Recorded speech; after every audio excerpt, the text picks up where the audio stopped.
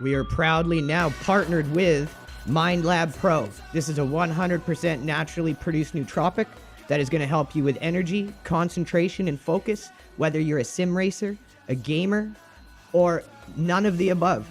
This is going to be good for your cognitive health in all walks of life.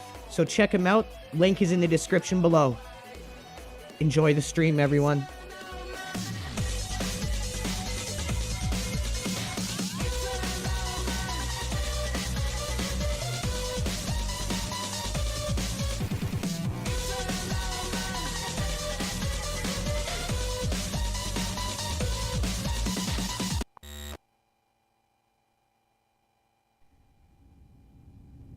Well, everyone, welcome to today's stream. How's it going? We're just getting started, and when you look at that, the race is literally about to start.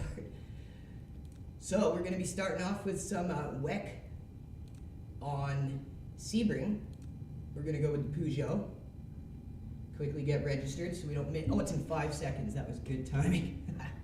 All right, so let me get into the cockpit here. 1 second, everyone.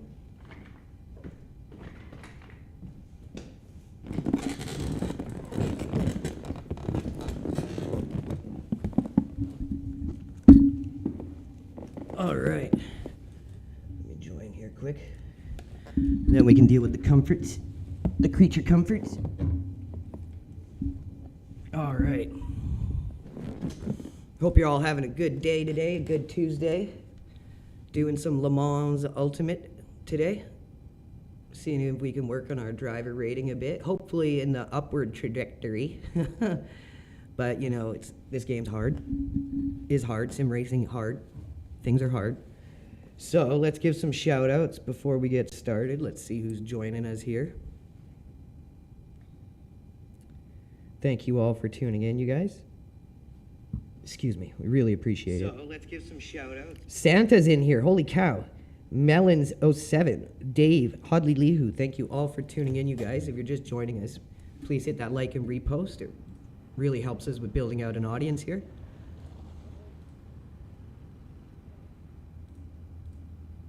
Thank you guys so much. All right.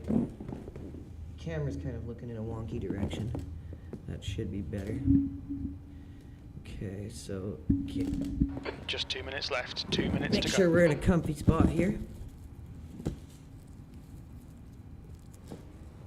All right, that's looking good. Feeling good is good.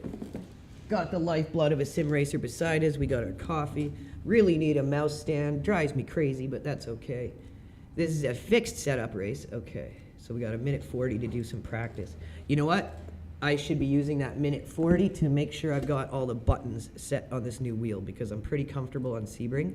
So let's quickly go through our controls here.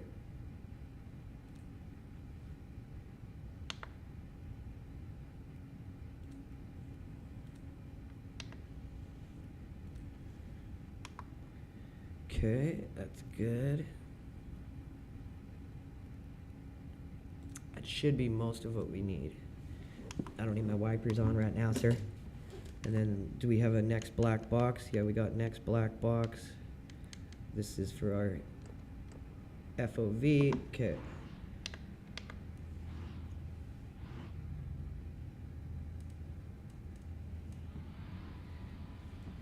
Haven't really tried this new wheel in Le Mans Ultimate. Excited for this.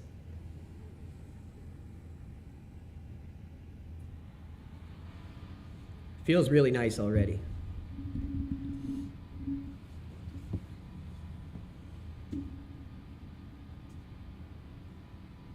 But yeah, if you guys are just joining us now, we're doing some Le Mans Ultimate WEC Weekly. Or no, this isn't WEC Weekly. This is the WEC Experience in Intermediate Daily.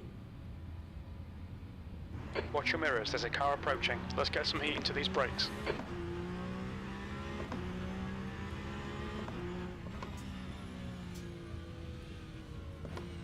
That's the end of the session, P5. That was a great parking spot there, bud. Terrific. Right at the end of practice, dude just stops right in the middle of the road. Yo, dude, you can't park there, sir. So we're in split 4 or 5, so gutter split territory. We into gutter soon.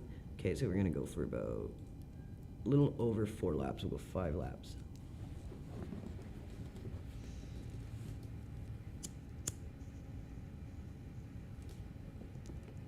Does this traction control thing work? I'm gonna need to set that. But we'll just get this first race over with, and then I'll really get intricate on the buttons. Thanks all everyone for tuning in today, this Tuesday, sharing some of it with me, hanging out with me here, doing some sim racing.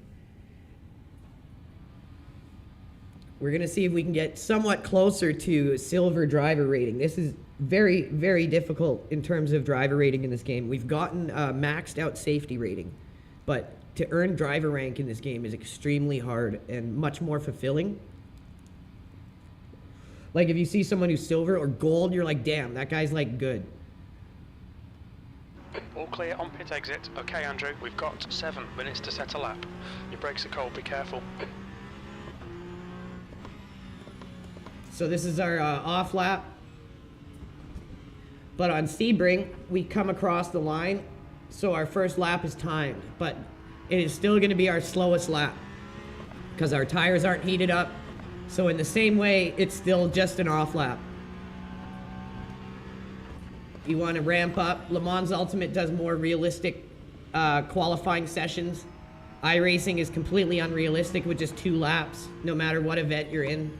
Unless it's like the NEC, you get an actual qualifying session. Right. But this game, you get proper qualifying sessions. Left side. And in most qualifying sessions, left. you want to ramp up towards the end of it. When your tires are going to be at their peak, when your tank is going to be lightest.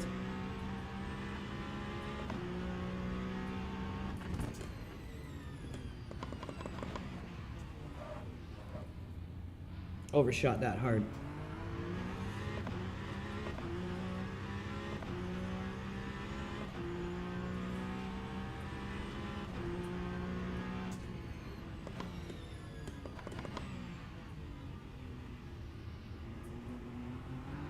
My best time on Sebring was in the Cadillac Hypercar. When I first got MindLab Pro, I did a 150. When I was racing a guy for 2nd place in a race on stream, and I did a 150. That was the best time I've ever done on this track. My averages are like 151s, 152s.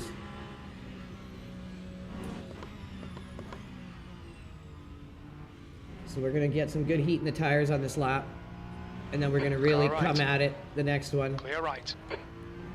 So you can't go over that line with all tires like you can in iRacing. The track limits are different.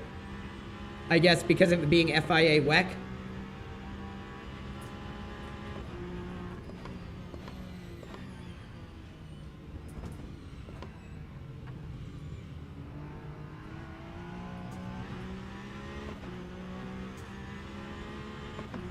Okay, Andrew, 5 minutes to go, 5 minutes left, 10th position. 3 laps of fuel remaining. That lap was a 157.8.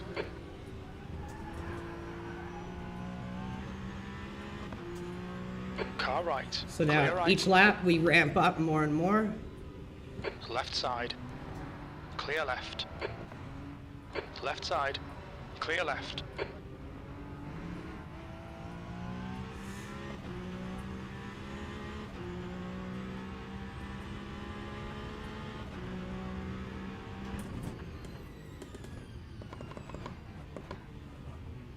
On your right. Right side's clear. Sector 1 is 1.5 off the pace. Your rear brakes are getting pretty hot. I hate these fixed setups for these hypercars because all the brake ducts are like almost closed. So they heat up like surface of the sun temperature really quick.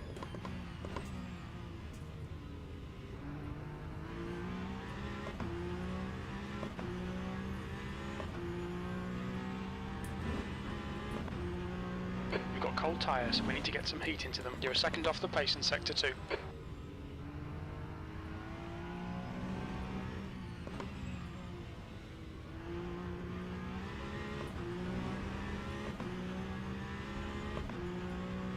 Make our next lap our real push lap.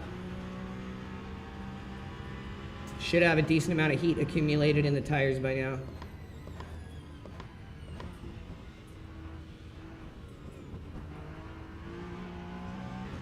Frickin' bouncy castle. Lap 153. P10. Sector 3 is 0.9 off the pace.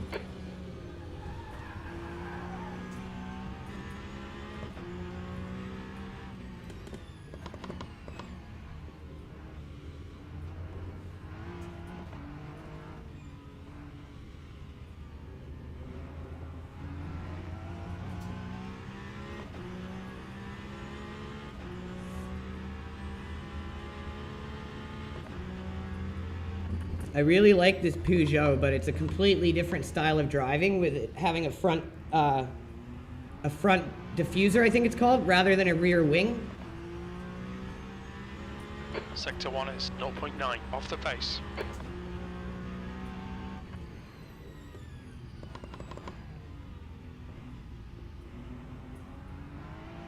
The leader has just done a 148.2. That dude fast. That's Oh, 2 damn it. minutes Blew my left, shift 2 there. minutes. Went down too many gears. Didn't mean to go into first there. I gotta get used to these new paddle shifters in Le Mans. I was already bad at reading the RPM sounds in Le Mans. It's the only game I find myself blowing shifts in because I just can't read the sound of the RPMs properly at low.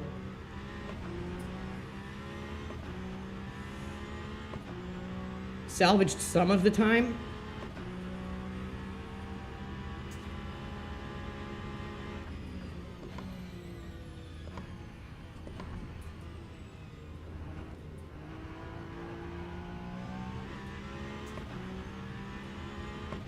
Got time for one more here.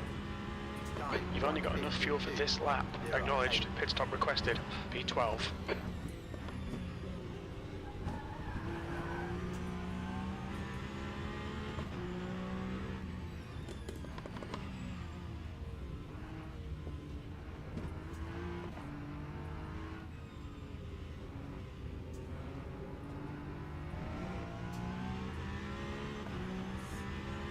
The pit crew is ready. I'm coming, Jim, I'm coming.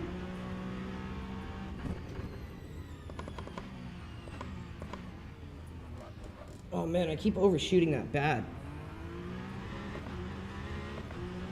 I gotta remember my hypercar braking marks. I've been driving GTs.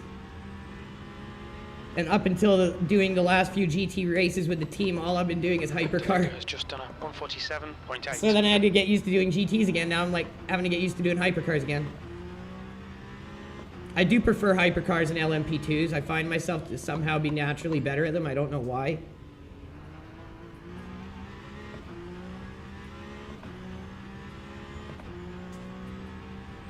That's the end of the session. I don't P12. find myself struggling as much to work the cars through the corners because they have so much aerodynamic downforce. It's more like an actual thoroughbred race car. GT takes a really, really good kind of skill to drive those cars because they're road conversions, right, at some degree. I love GT racing. I love prototype racing, hypercar racing, but I do find myself to somehow be a little easier to get the hang of with hypercars and prototypes. I'm the same with Formula. As I say, I just botched the lap. Okay, we'll take that. There might be a couple guys still qualifying, so we might be able to squeeze one in here.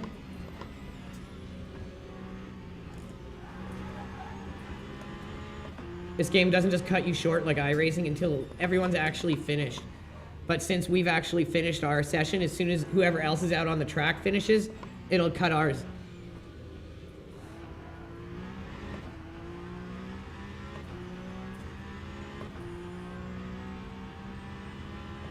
Oh, I'm gonna run out of fuel. We're not gonna make it. That's how you want to hit that. Look how much time was on the table there that we could have had. It's okay, we know we'll have our race pace up a little more.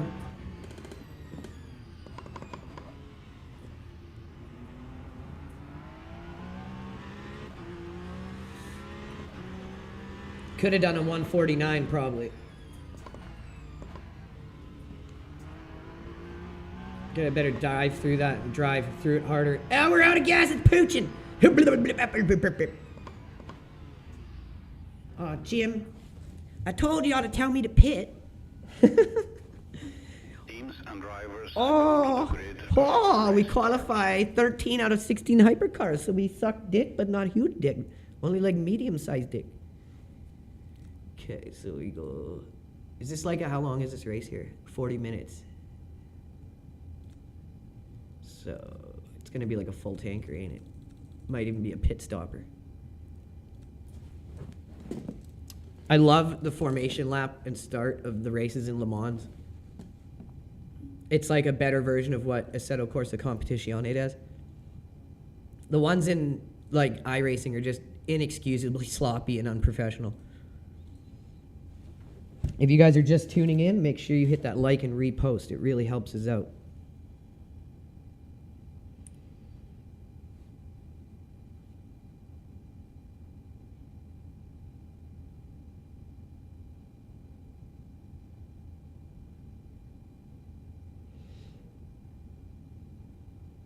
Mr. Waffles, Mika Sylvan, Hodley Lee, who's still in the room. Thank you guys for tuning in. If you're just tuning in, we're playing some Le Mans Ultimate today. Doing some races all day.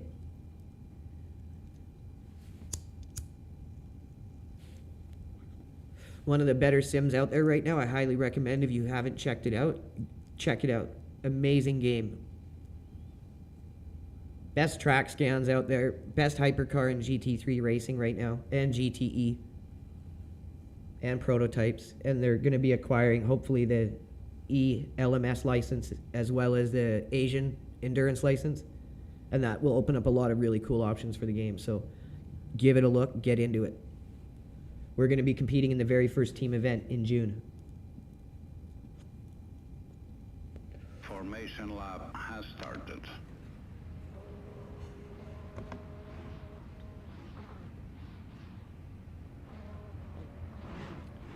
Seen a good amount of these Peugeots.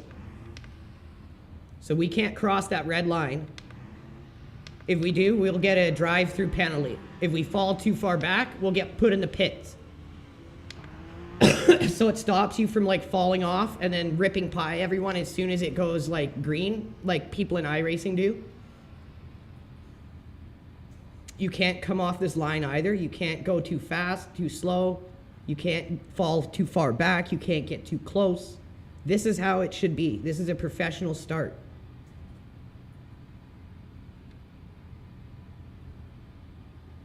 Green flag. Like compare that to the starts in iRacing. You're on the left, 3 wide. You're in the middle, 3 clear left. Clear all round. Car right. 3 wide, you're on the left. Right side, you're on the left, 3 wide. Right side's clear. On your right.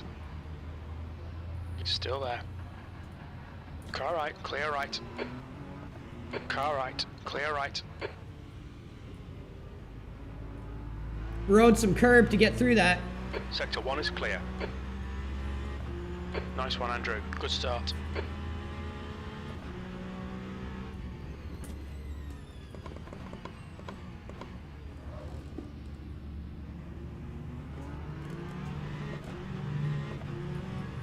Incident Sector 3, yellow flag.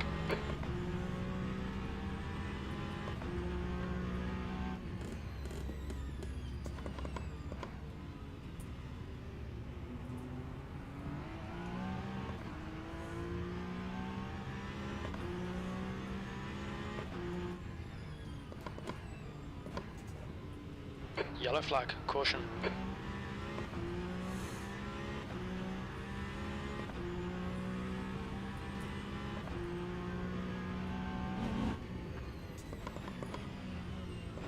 Ooh, came in there a little too hot for cold brakes.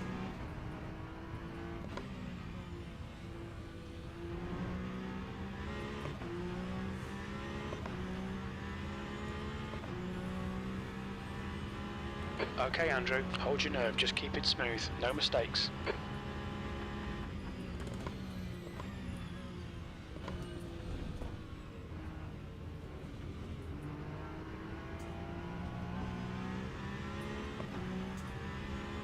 Green flag, Sector 3.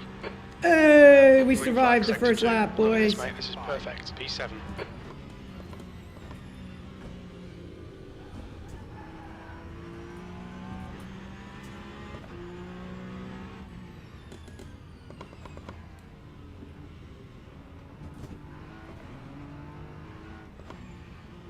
Right, the guy ahead of us is Marco.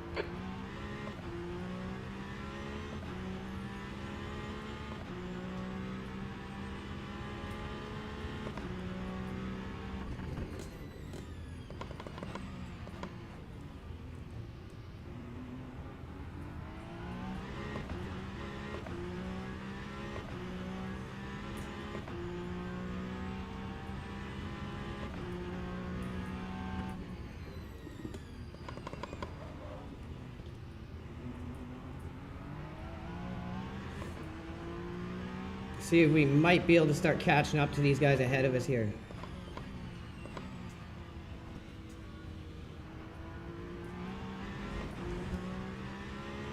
Just gotta stay clean, stay consistent here.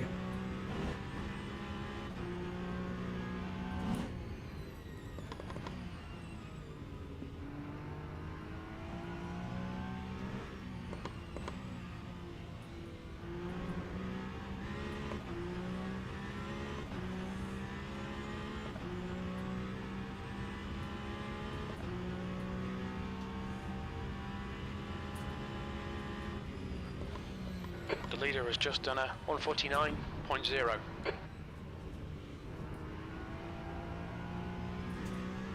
Yellow flag in Sector 3. We think Casper has spun off. That was a 152.6. On a full tank, too.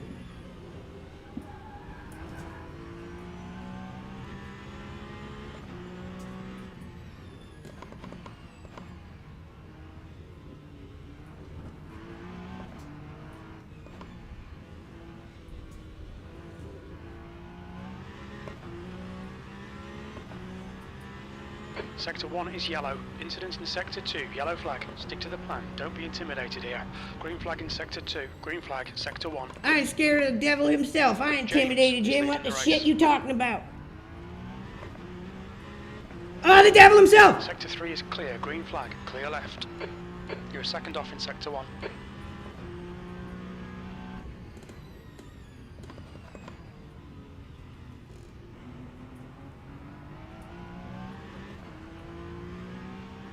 That almost ended our shit right there.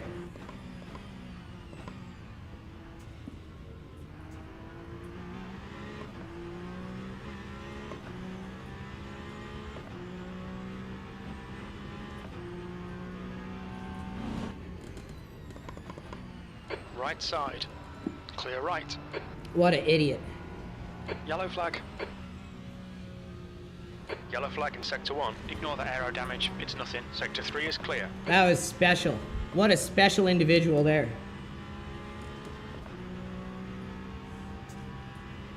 Green flag in Sector 1. This Peugeot might have the run on us.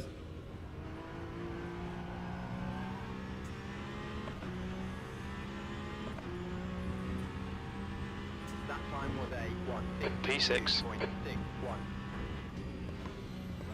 Okay, Andrew, the fuel window opens on lap 5. It'll end on lap 14.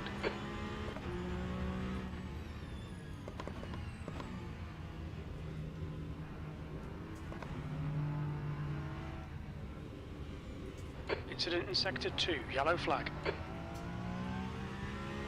We think that Niklaus has stacked it. Sector 2 is clear. Cooper is now leading. William Cooper, back from the dead. Bill Cooper.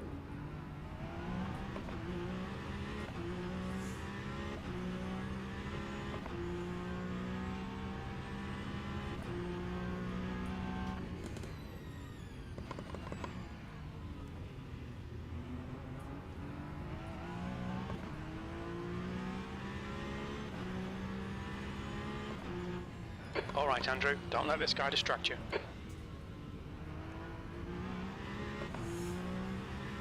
Incident in Sector 2. Sector 2 is yellow. Thank you guys, 680 people tuning in. Let's go.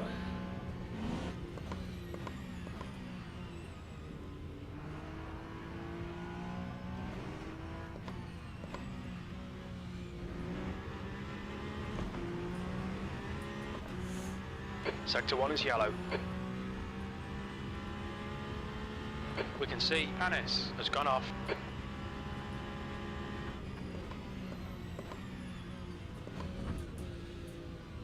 Fucking bouncy castle here. Pave your shit, Sebring.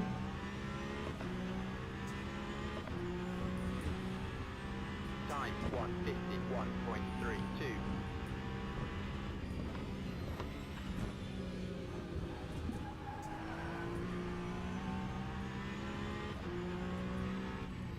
Car right, clear right. Sector 2 is green.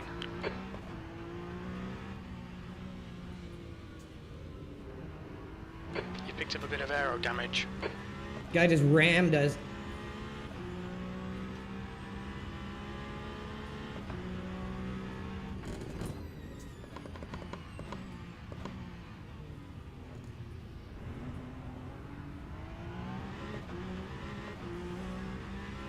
Aha, joke's on you. We don't have a rear wing, but you have a front diffuser, cocksucker.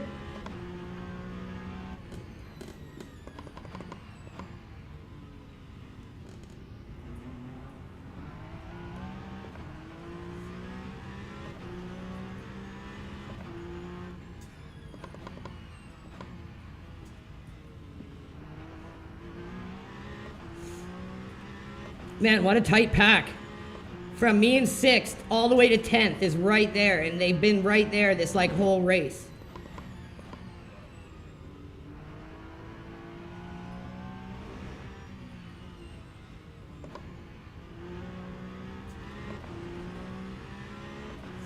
This is a crazy race. This guy might have his beat up the inside. I didn't get in place soon enough. Car right. Clear right.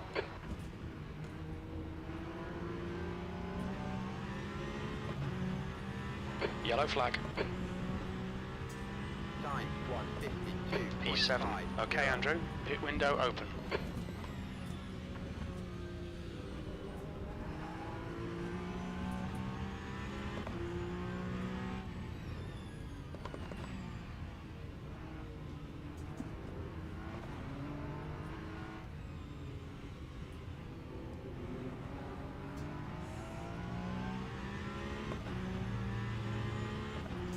The guy ahead is Mark.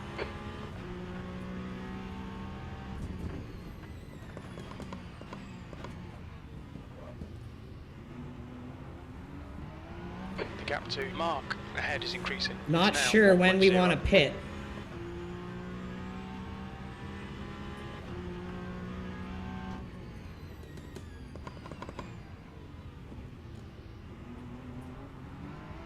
The gap to P8 behind is now 0.8.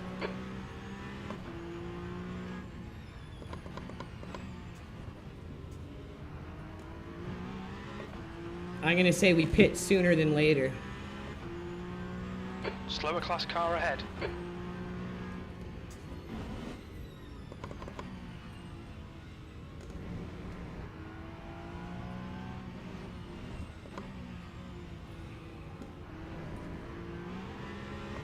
Left side, clear left.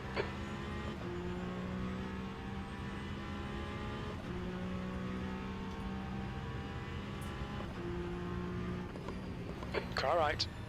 Right side's clear.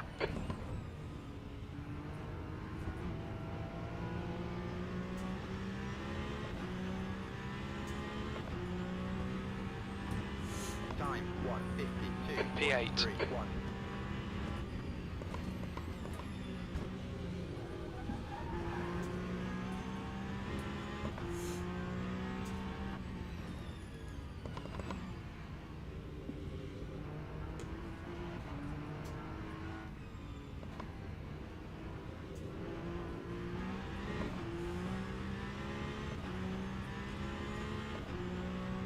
Full tank is 14. I'm going to say we go maybe 3 more laps. And then we're going to try to pit early. The gap to 7th position ahead is increasing. It's now 0.9. Sector 1 is 1.0 off the pace. Uh-oh. Sector 2 is now yellow. Don't hit the wall. Don't hit the wall. There's a couple Car guys right. coming. Right Make side's sure clear. that we Green don't hit flag. them. On your right, clear right. Okay, so this is a good lap to pit. Because we made that mistake. Might as well go in and pit now.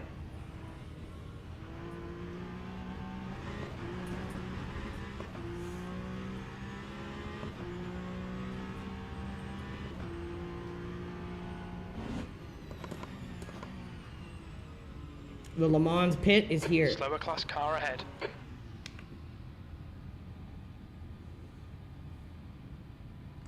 Box in 1,060 feet. Okay, Andrew, the next car is Big E. So we should be able to get Box in filled 5. until the end of the race here. 4, 3, 2, 1. Box now.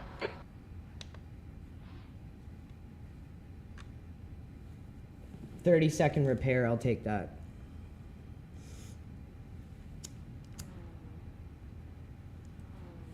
That will be good for the rest of the race.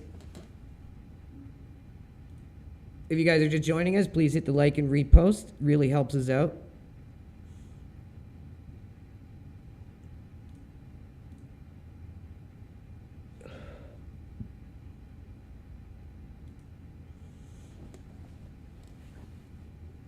Damage is done. We're just waiting for the finished timer of damage plus energy.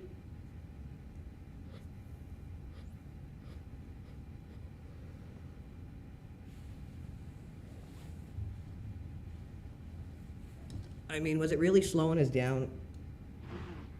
Let's just go. Let's go. Hey, I don't even think we're going to lose a position. Other than the ones we lost when those guys passed us by making the mistake.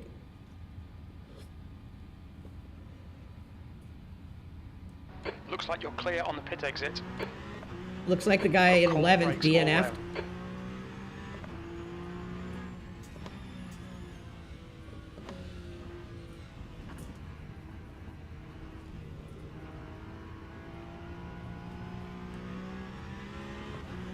We should be good now until the end of the race. Lap 3:22. P11. 1-9.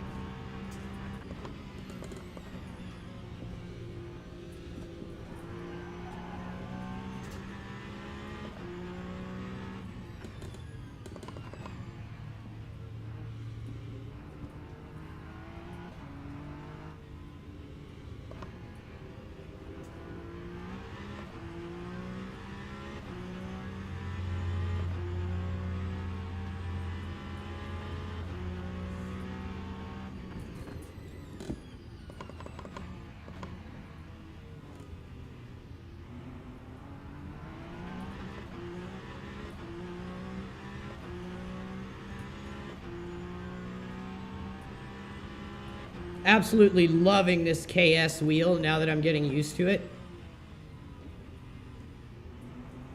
The force feedback just feels so much more natural than a Logitech G923.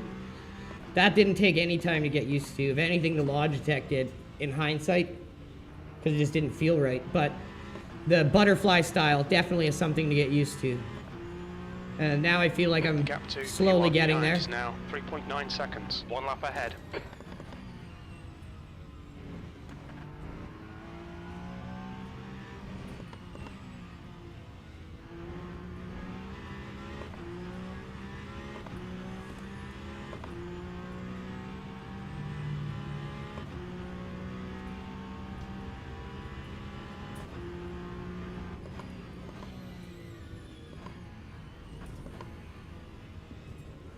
Thanks to Phil teaching me SEBRING, one of our team captains. That time was a 10th position. 152.92.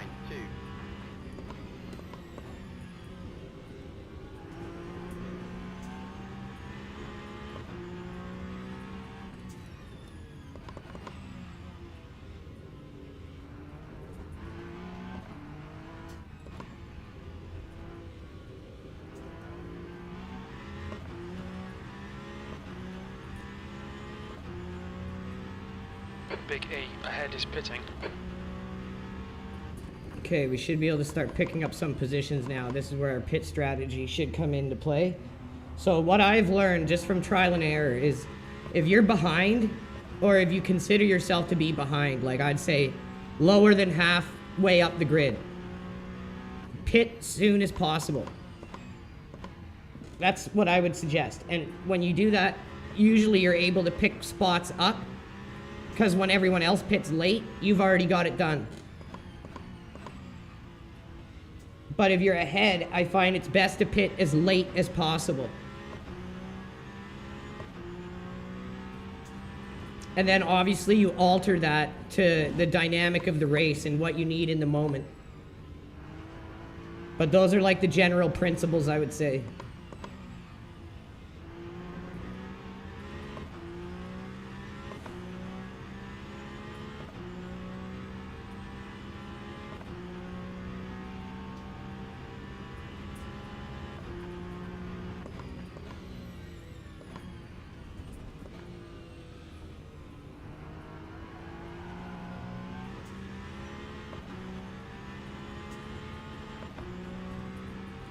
Time 151. 8th place. Yellow flag, sector 2. It looks like Casper has binned it. Oh, he's gonna be a Green flag friendly sector ghost 2. now.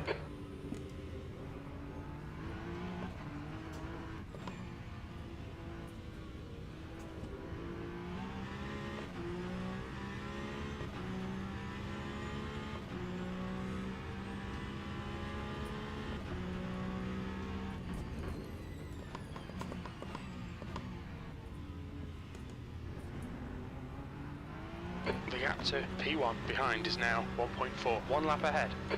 We're gapping that guy. He was 3 Sector seconds 1 is behind us a while 0.7 ago. off the pace. It looks like Panis has binned it.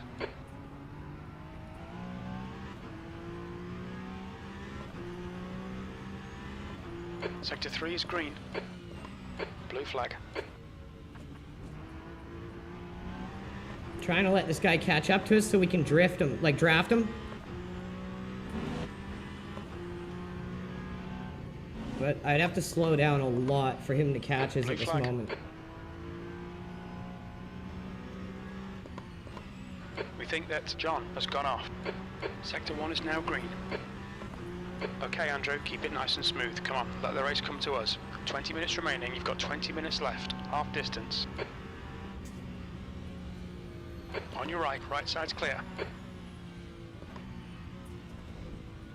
Remember, the only thing that really matters in sim racing is your reputation.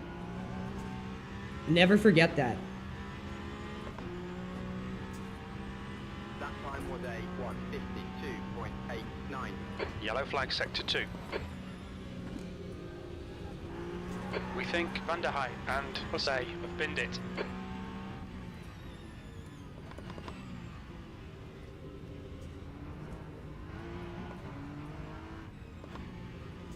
Sector 2 is now green. All those guys in the top are going to be having to pit very soon. And burning their tank down almost empty, they're going to have to fill a lot more fuel into it, which means a longer pit stop. P9 is getting closer. The gap's come down to 19 seconds.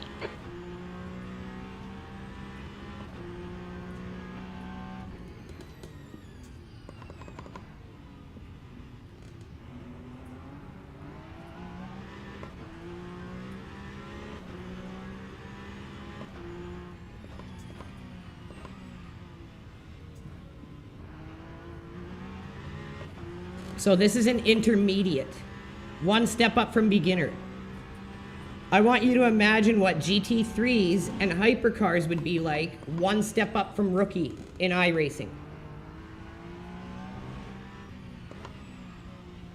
You're coming up on a slower car.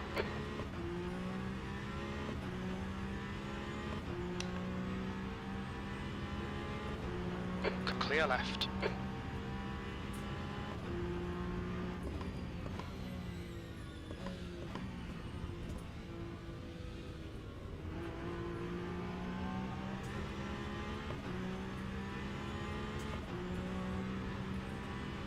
Car right, clear right. All right, Andrew, we're halfway home. The fuel will be tight. We think you'll get to the end, but we're not sure.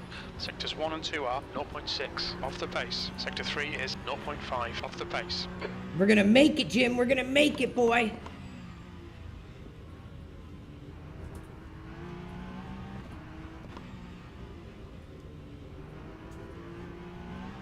Fartsy, ahead is pitting. Fazio! Fazio's in here. Holy shit! That's a new fastest lap for Castillo, 149.1.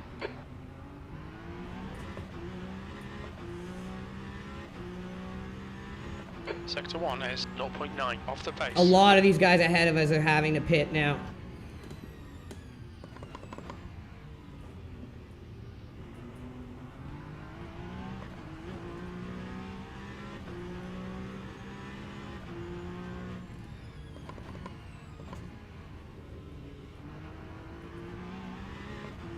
I'm actually proud of myself. I'm not even that far off this guy in first place.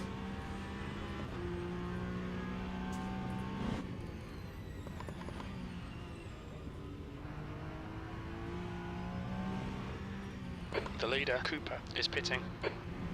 Oh, and it's William Cooper.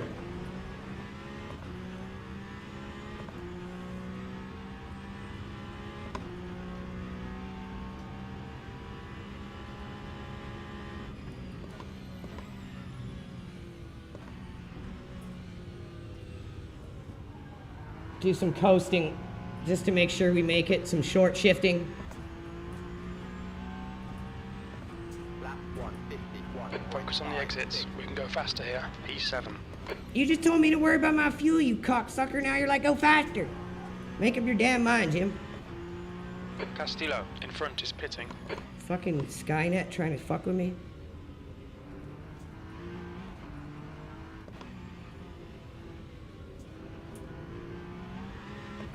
Mick is now in the lead. Hey, I'm Irish. That's a slur right there, sir.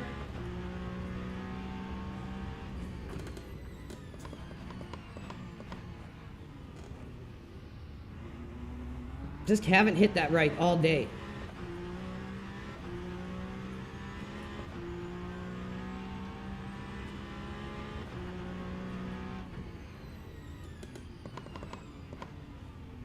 Okay, Andrew, 15 minutes left. That's 15 minutes. The gap to Fartsy behind is increasing. It's now 8.0. You're coming up on a slower class car. Indeed, a Rooney.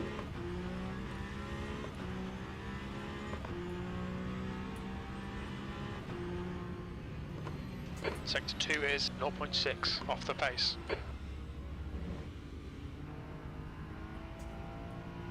Car left. Clear left.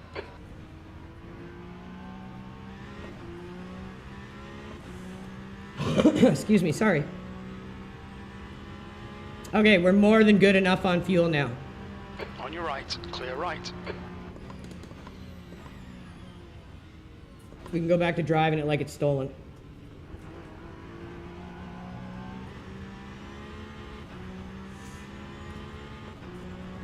"14 minutes left." 152. 6th place.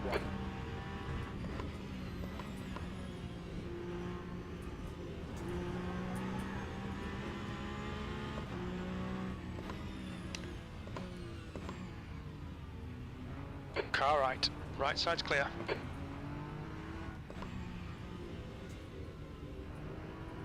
The guy in front is Castillo.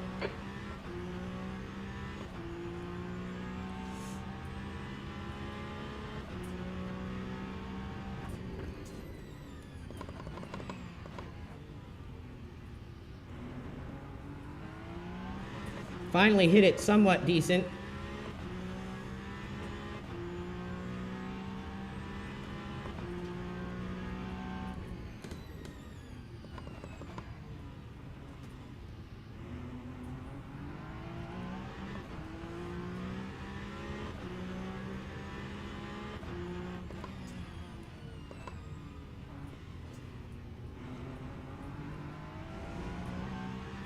Thought third might be better there, but it's not.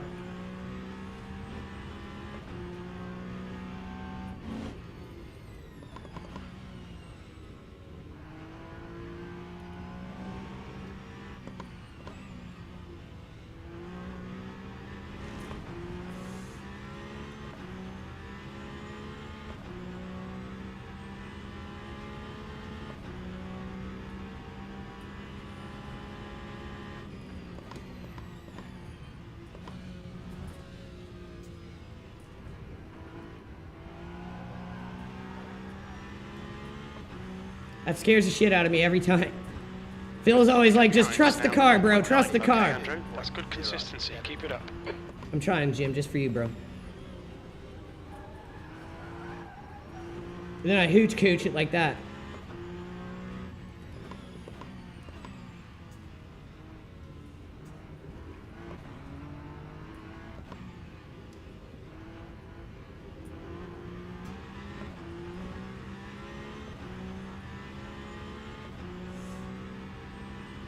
That's half fuel. You've used half your fuel.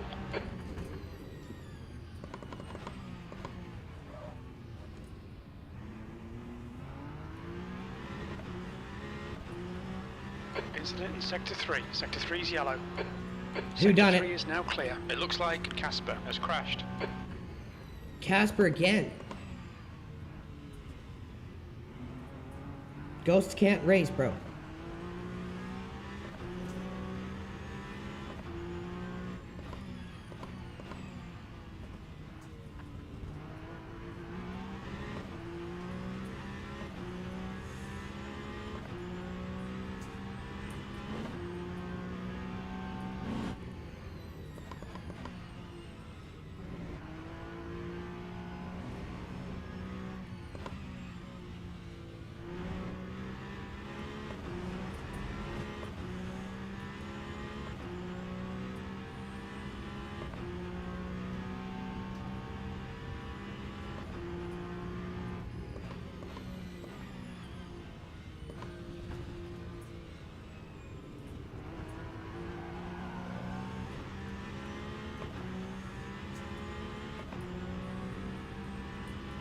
Sector 1 is 1.6 off the pace. Sector 2 is 0.6 off the pace. Sector 3 is 0.7 off the pace.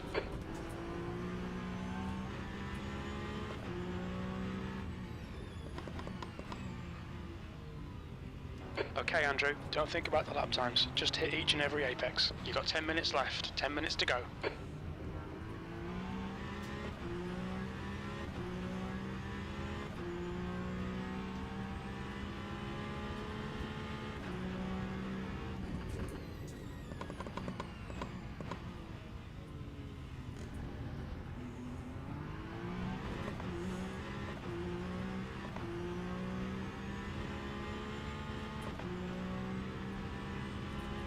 Yellow flag Sector 3.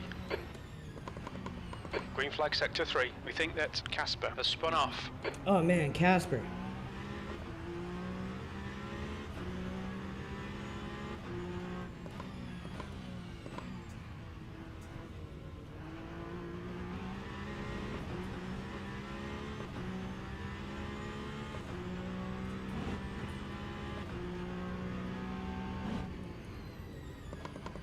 Slower class car ahead.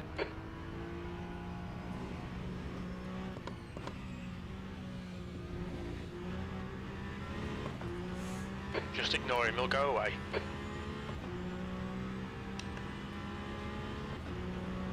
Car left, clear left.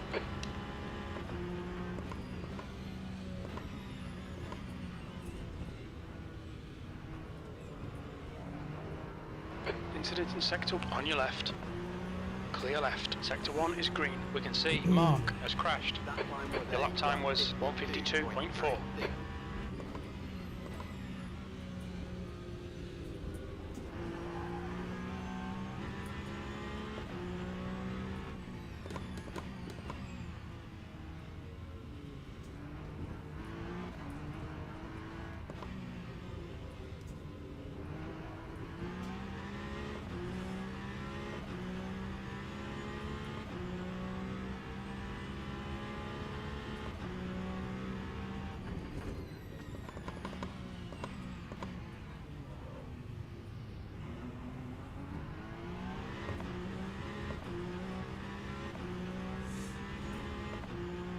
Sector 1 is 0.7 off the pace.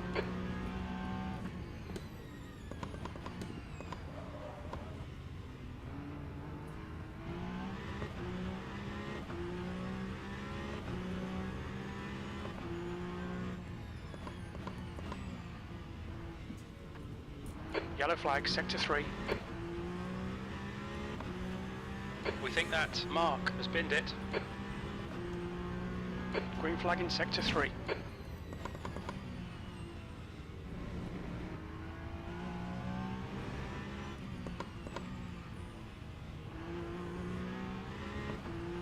This guy just won't go away. Good on him. Really good, consistent driving by this guy.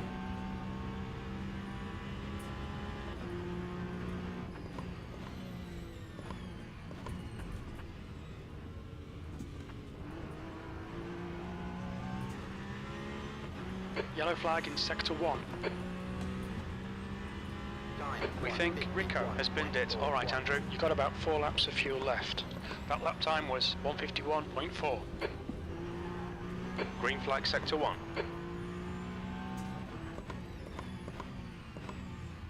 You're coming up on a slower class car.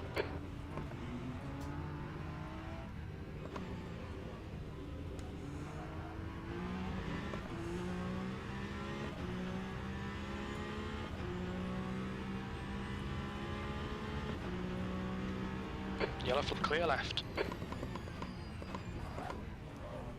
It looks like Mark has gone off. Don't be intimidated, keep him behind you.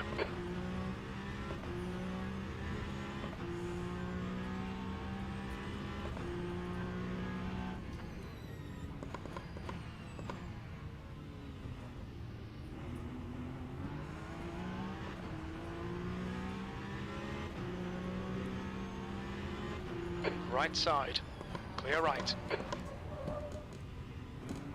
Car, right side's clear. Whew! Had to force that. Wasn't good, but it was around the car. And then it made the guy behind us have to force it too.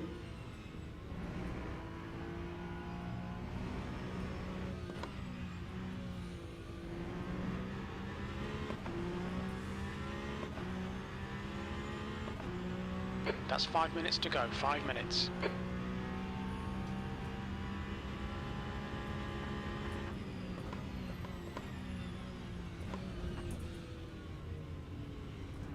Slower cars ahead. These guys are scrapping for position. They might not see you. This is gonna be dodgy as fuck. That time was a 1. P5, on your right. Clear right.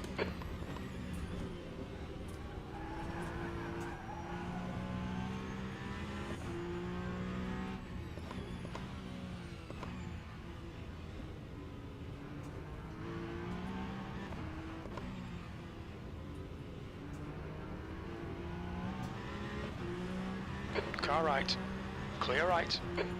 This Slower is class dodgy car as ahead. fuck.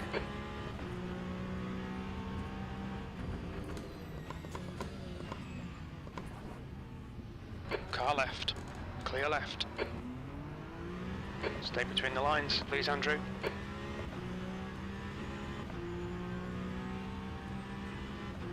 Yellow flag in Sector 2.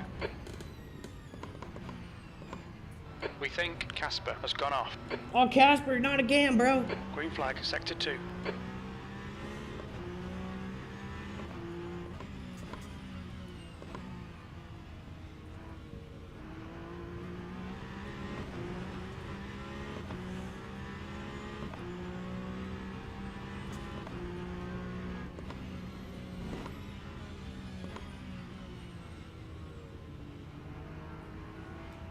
The next car is a lap behind.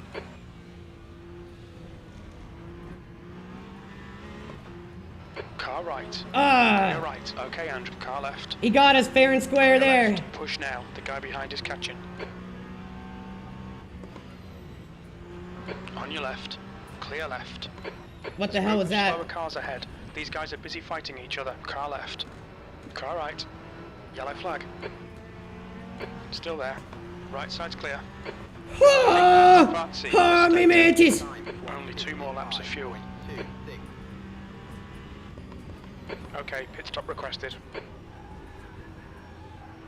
We ain't stopping for shit.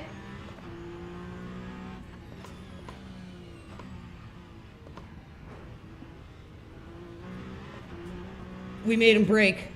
He broke right there. He could not keep up, and he just effed himself. Coming up on a slower class car. Woo!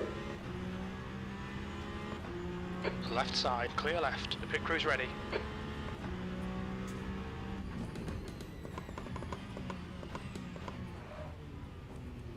Don't chowder myself. Don't chowder myself.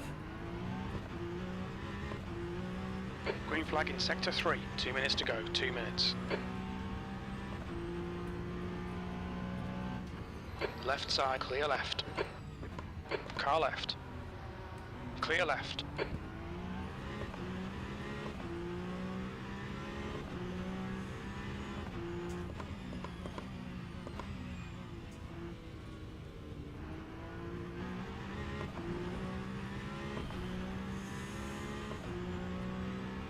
Okay, Andrew, you should have plenty of space on the exit. On exit, we should be in position 8, a few seconds in front of P2. Slower class car ahead.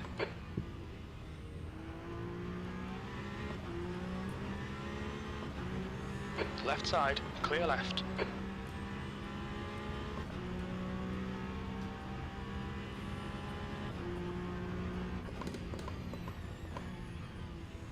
Green flag Sector 1. We think Big E has binned it. Man, the notorious B.I.G. is in here. Like, everyone's in here. William I Cooper. think you'll be out of fuel on the next lap.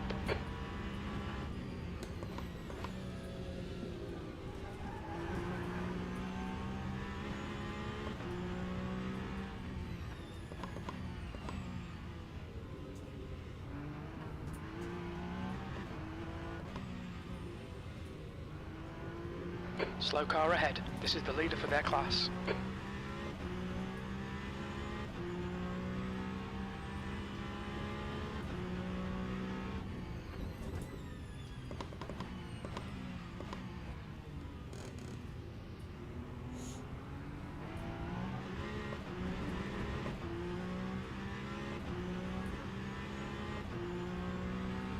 Car right, clear right.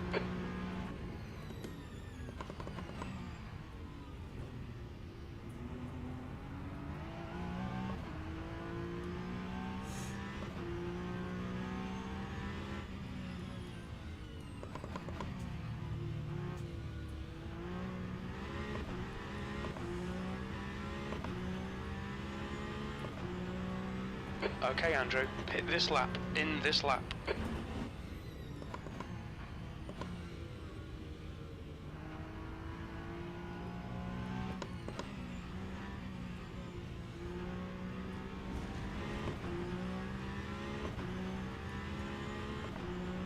I think we're gonna do it. I think we've got 5th locked in here.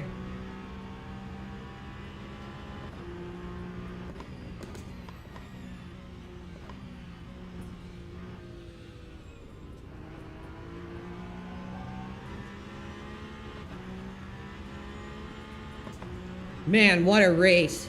P5, that's the finish. Well done. That right there is what Le Mans Ultimate is all about.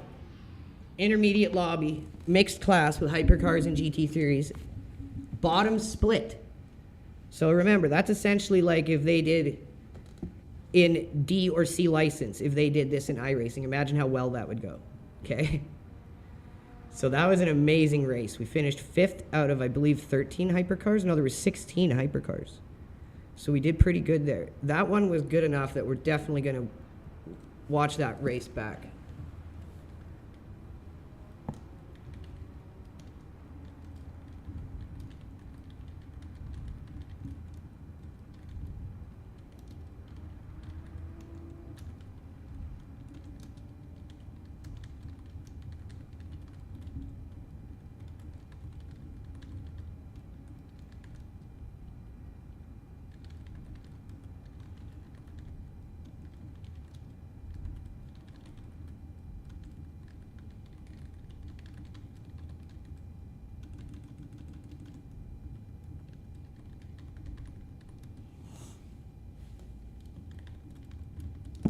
Okay, what an amazing race. And we got props from that guy. You know, that just doesn't happen in iRacing. First race of the day. This is what I mean. Like, there's no, like, curating my content. This is just a random race, and it's that good. Do you know how hard it would be to have that happen in iRacing? And that's what I'm talking about. Like, this community is even smaller. And that is, again, what I'm talking about. Like, look at this. We just fought our ass off for a 5th place, and we get 0.5%. So I'm telling you, this is where the real competition is for sim racing. All the people who are sick and tired of iRacing are leaving that game and coming to this. Because even in intermediate, bottom split, that's the kind of race you get. Everyone isn't the best, but everyone's out there trying at least a little harder than they try in iRacing. So let's go and watch that race back, because that was one that is definitely worth the replay. And not just on me, but on the whole grid. There was a lot of good drivers in that race. A lot of good guys in that race. And they all deserve some spotlight. And that's why I enjoy doing this stream as well, because when we get a really good race like this, it's nice to put a spotlight on these lower splits. And these guys who sometimes might not get their races ever to be seen get a chance.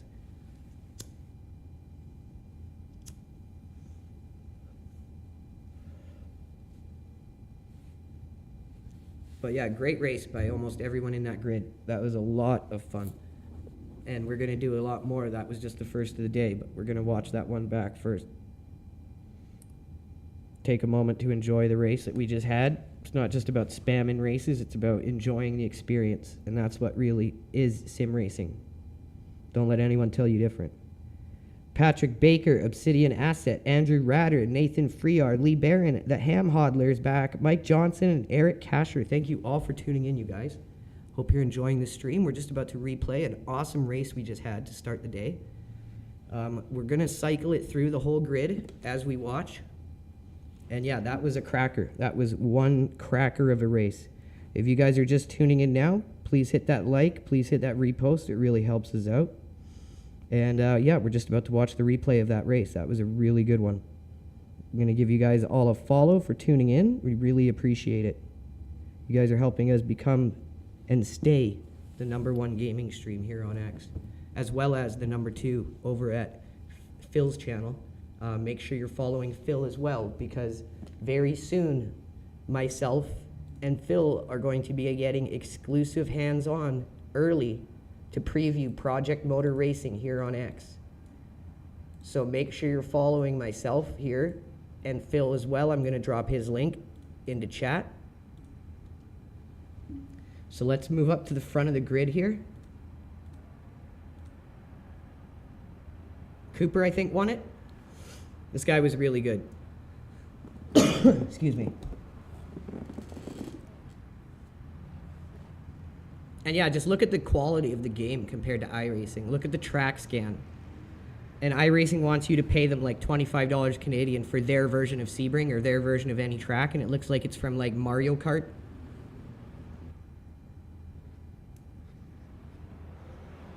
I was vastly against the Race Control Pro subscription model that they tacked onto this game, but after I tried it, I fell in love with it. And I've slowly been finding that this is where you really want to come for competitive sim racing. Like, look at this. Bottom split. Okay? Bottom split. In intermediate. One guy. I would like to see bottom split T1 Sebring in iRacing. And remember, that's at B and A license that you can race these cars in iRacing. This is intermediate. One step up from beginner.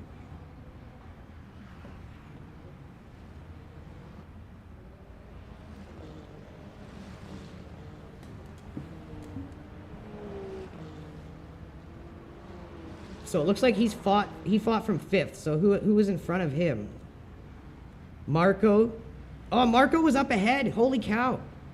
Shout out to you, Marco Sabarowski. Really good driver, brother. I would love to have you on our team. If you ever see this replay, reach out to us. DM me here on X or reach out to me, the email attached to our YouTube. We would love to have you on our team. Our team, Legacy Radio Gaming, is competitive in all sims, iRacing, Le Mans Ultimate. We do all major events. We have a really good established roster of guys. We compete every weekend. And we're going to be doing the Le Mans 24-hour. Our team philosophy is we all are laid back, relaxed. No one's blaming each other. No one's yelling at each other. There's only solutions. We don't mistake blame. And we're all really tight-knit. We've been together for going on a year. And yeah, anyone who is interested in joining a team, getting into endurance racing, getting into a team with an established roster that will show up for races in a low-stress environment, get in touch with us. We like to compete. We compete healthy. But it's all about having fun at the end of the day. So Marco Sabarowski was off to a really good start here. Let's take a look. Who's with him here? Cooper's up ahead. We got Mike Erickson in 5th right now. Nice setup. Thanks, Eric. I appreciate that, buddy. Our pedals are from SRP-PRO. We are sponsored by SRP-PRO, our team. We have an exclusive team discount, and we have an affiliate discount as well if you want to get a set of these pedals. The SRP-PRO GTRs or any model, you can use our code LEGACY, and it will get you 5% off any model of their pedals. And they are the absolute best pedals in all of sim racing. They use pneumatic piston technology with AI algorithms. And you can go on our YouTube channel and see a full deep dive review I did of them, and it'll blow your mind. So Ericsson's looking really good here. We got a really tight battle going for 5th, 4th, and 6th, I think. So this isn't even up at the front.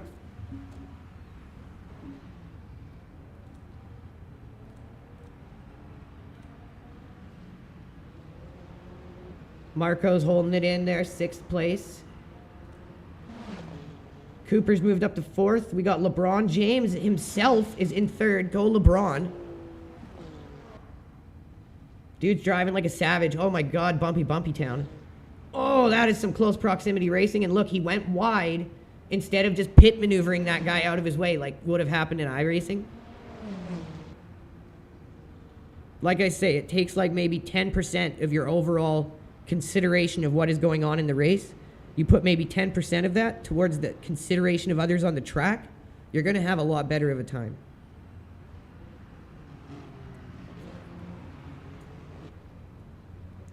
LeBron's killing it. Who's up in 1st at this moment? So IDK is in 3rd. Theo Thivonet is in 1st. Oh, he pooched it. Oh, he pooched it. Oh, he's pooching it. Let's see. Oh, he double pooched it. Oh, he triple pooched it. Oh, here, bro. Here, I'll get you our YouTube link.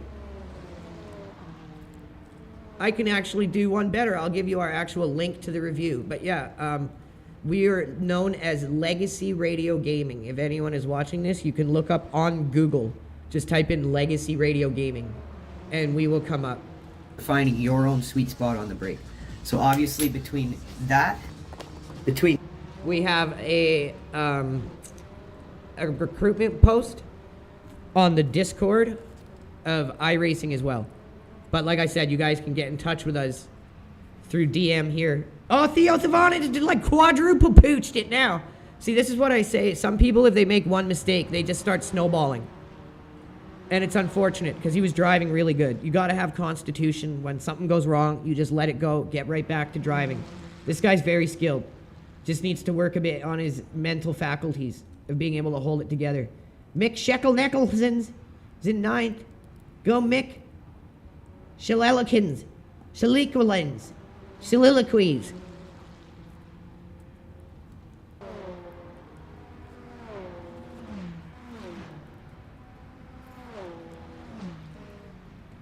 Remy in 8th in a Peugeot. Marc Marcajon is another Peugeot driver in 7th. And I'm in 6th right now with Marc Marcajon right in close proximity to me. We got 3 Peugeots in a row here.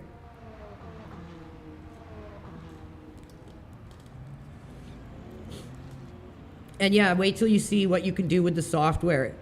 They have AI algorithms in them, and you can literally set in the software, you push the brake down to 100% and then hit ABS calculate, and it's gonna notch your percentage of maximum pressure up just enough so that at that same pressure point, it will not reach 100%, therefore you will not lock the car. So you can literally drive like anything that doesn't have ABS, you can like drive it flawlessly. You can alter the curve for the throttle and the brake, and you can set it to pro mode so that the throttle curve spikes, then drops off for a fraction of a second and then spikes back up. So that way you can run 0 to very low ABS, and the throttle curve is done in a specific way to not spin the tires. It's crazy. And that's like just scratching the surface. Wait till you see what you can do on the hardware side. But they are worth every penny because you're not just spending money on one overpriced pedal. You're getting a whole set of premium pedals. And having a premium throttle, a premium brake, and a premium clutch is better than just having one $5,000 active pedal that doesn't even feel like a real pedal. It's a toy. These are proper training tools. If you're serious about driving hypercars or anything, especially hypercars or LMP2s, these are almost a must, I would say.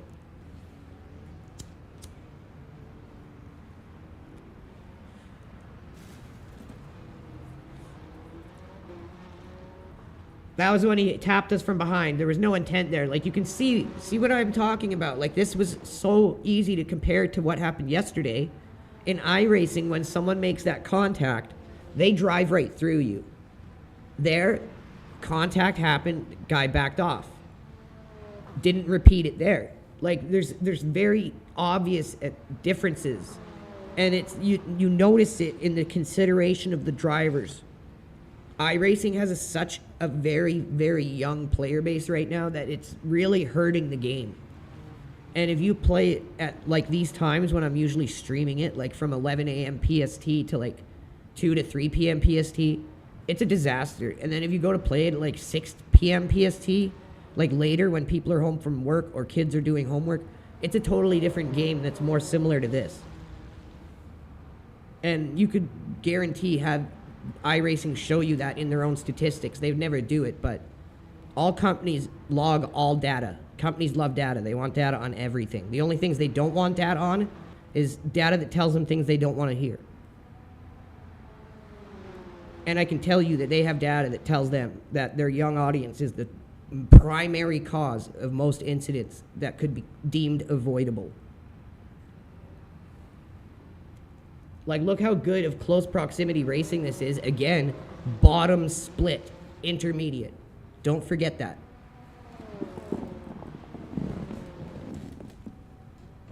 Okay, so let's go off the grid here, see who else is. So we got Mick in 8th.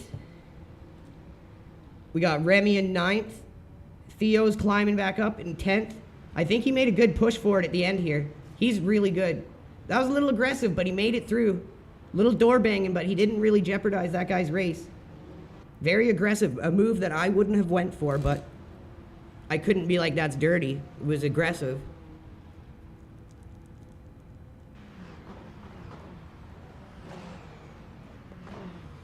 Ooh, see, he almost took that guy out, but again, he made sure he didn't. So, aggressive driver, not a dirty driver.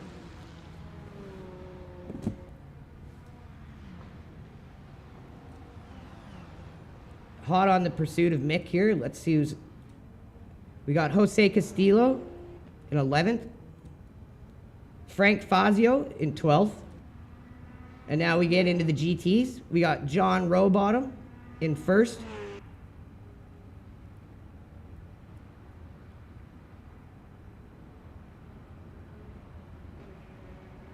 Beautiful T1, really nice T1 there. Michael Vandersee in 2nd place. Bart Jongeline, I think, in 3rd. Sorry if I butchered that. David Gomez, 4th in a tight race with Jose C. Del Campo. Eric Cagnon Rico. Daniel Barrero. Arnaud Debs. Pietro Margula. Jim Slastat, bringing up 14th. And then we are back to 1st place of the hypercars with Mistero Cooper in 1st now.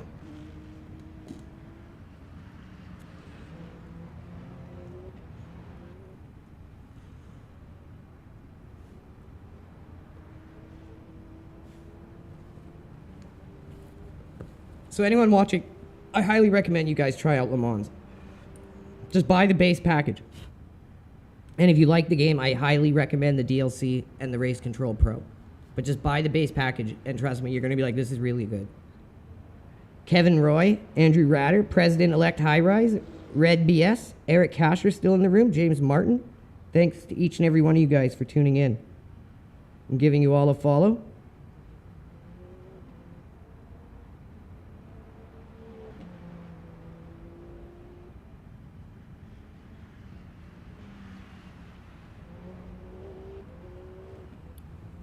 Mistero's starting to run away with it now, it looks like.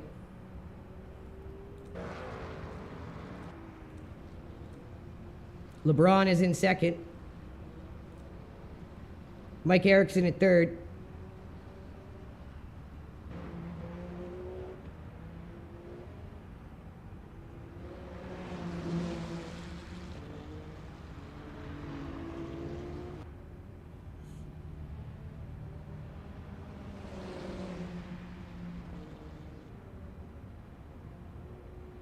Oh. Oh. Oh, that was unfortunate. That was maybe overly aggressive. Oh man, his car's effed.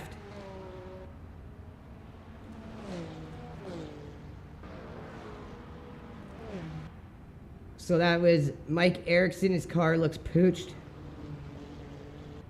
IDK, is that who did it? Yeah, I think that was. I think his car is hooched.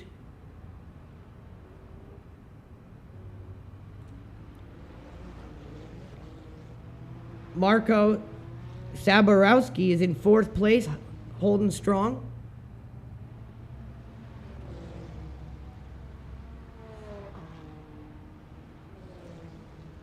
Theo is in 5th, fighting back all the way from like last place after his 4 or 5 spins. But you can see even the incidents in this game look entirely different. It's not just someone doing something that's clearly impossible, never going to work. There's no gap there, and it's just absolute chaos for the sake of chaos. Exit the race, go do it all over again. It's like there was an opportunity for that move to work. It just, the guy didn't execute it because, again, this is intermediate. We're in the bottom split. People are going to make mistakes. Oh, Theo spun again. This is like 5 spins for Theo. This guy's a really good driver, but he's trying to force it too much. Like, he's already got himself back into... He was in 5th. Now he's in 8th again. He should have just kind of been like, okay, I've gotten myself back into 5th. Take a breather. And just slowly settle into a pace and work back into it. The race would have come to him. He's a good driver. Remy in 7th. Maximilian Amundum is one of the only guys. Oh, no, Sebastian, I think, is the one that got taken out in that move. So we got 2 guys in the pits. That's it. 2 DNFs so far. And we are 6 laps in.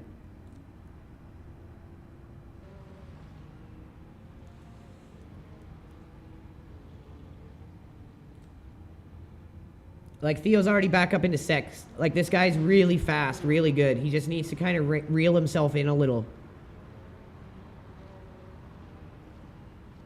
Mix soliloquies. Good, consistent driver. Mark Harjon, another good driver. He's in 4th. I think at this point we were back in like 12th. I think this is when we screwed up. We might have pitted by now. Let's see. Bart Jongle Jeans in 3rd, making that Mustang work.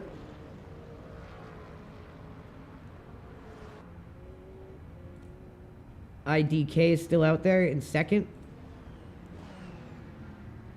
Working into some traffic now. Cooper's still in 1st. I'm in 11th, so I think I've had my spin, and I think I'm going to be going into the pits soon.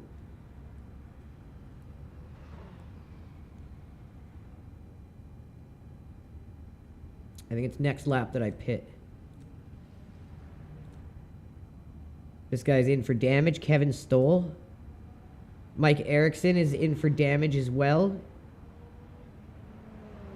He's the guy who got hit in that move, unfortunately. Cooper's making a really good run of it in 1st with that Toyota. Apparently the Toyota is the best hypercar right now. And then the Ferrari. I see everyone driving the Toyota. If there's any complaint I have about Le Mans is they need to have the hypercars be a little more evenly balanced, because I hate it when it's just a whole grid of Ferraris or a whole grid of Toyotas. It's like, it's kind of dumb. So that's the one thing I would like to see them work on a bit, is a bit better balance of power, because right now those are the two standout cars. And then you see the Peugeot kind of be the 3rd pick in that order. So I went with kind of the least popular one. But the Porsche was getting very hard to drive competitively because it's just not considered strong in the BOP right now.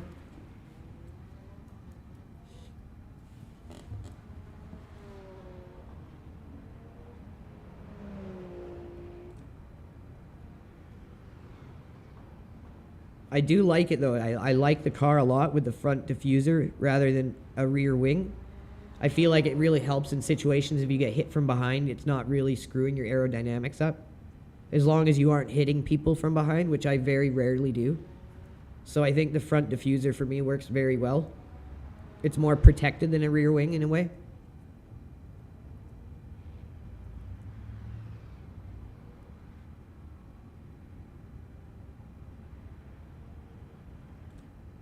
So we were in 9th. So we're going to have another spin. No, we didn't spin. We got passed. So our spin hasn't happened yet. Our spin happens soon, I think. And then we pit after that, because the opportunity was obviously there. Looks like we got most of the GT grid still here.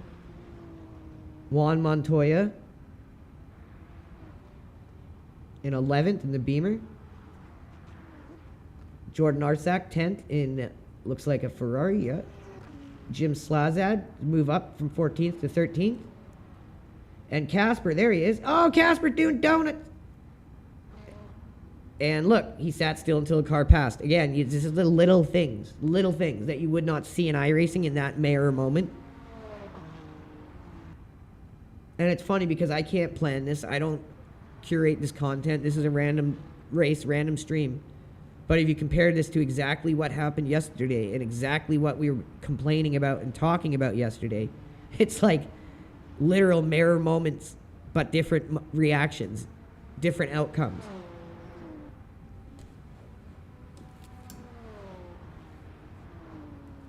I've got to congratulate Le Mans, because early on the non-race control pro lobbies were terrible. Because they had said, like, we're prioritizing reports in Race Control Pro. They said that publicly. So it was like an open season on non-Race Control Pro lobbies. But over the last 2 months, they really have gotten a hand on it, because my dad, the other day, we did 3-4 beginner lobby races. Every one of them on Monza, of all tracks, was clean. Every one was like a clean T1. You couldn't believe it. And then today, another. So this has been about 4 random races in daily lobbies that are non-race control pro lobbies. And in that sample size, almost Like, every race has not had any dirty, stupid crap in it. Mistakes are one thing. Everyone makes them. And that's not what the issue is in iRacing. Everyone knows what the issue is in iRacing.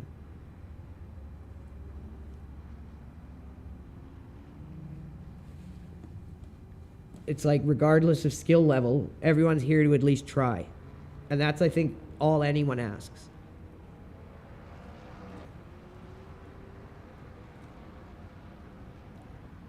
Oh.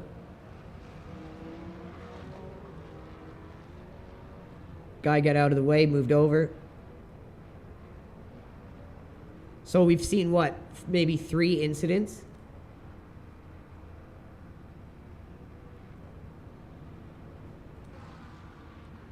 One, two, three, 4. It's 4 cars that are like DNF'd from damage, I would assume. And that's the other thing that I really like about Le Mans Ultimate. So, you know, in iRacing, you can, like, just hold escape and it tows you to the pits or whatever. There's no towing in this. That's fake as crap. So, if you can't drive the car back to the pits, you're out of the race. And I like that about Le Mans. It's way more hardcore.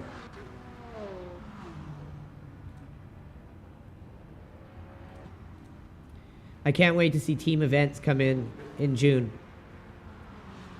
Le Mans Ultimate team events are going to be good, and I cannot wait because Legacy Radio Gaming, our team, is going to be there for the very first one.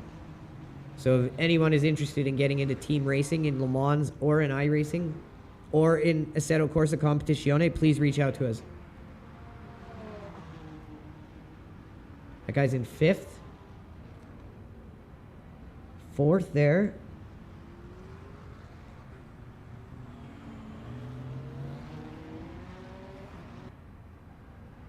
Oh, Casper's. This was the only hypercar that was having, like, repeated crashes. But again, it's once someone makes that initial mistake, a lot of people have a hard time, like, coming back and staying consistent. They usually just snowball. It's a mental reset thing. You've just got to let it go and get back. Like, everyone makes mistakes, and the more you, like, beat yourself up for it or think you're the only one doing it, the harder it's going to be to come back from it. Bart Jongoline's gotten himself into 1st. He's killing it. Coming into the pits in 1st place.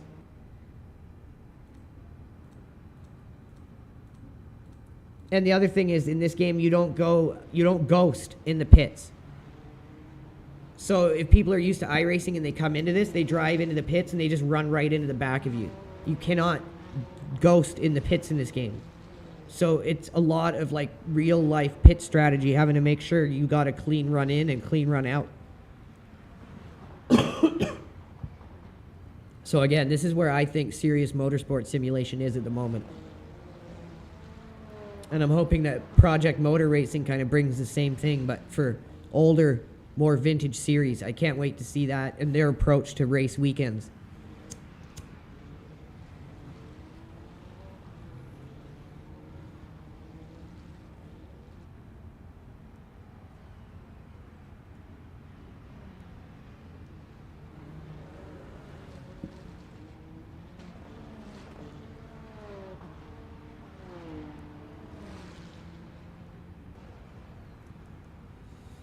Marco was driving really good. I'm definitely proud of keeping that guy off of me because he was a good driver. Looks like we got 3 cars coming into the pits all at once here. We got Mick Shellikins, Marco Sauerborowski, and Mark Markajon all pitting at once. So these guys, you can see, are experienced Le Mans players because they know they can't just drive through the pit lane or they'll run into each other.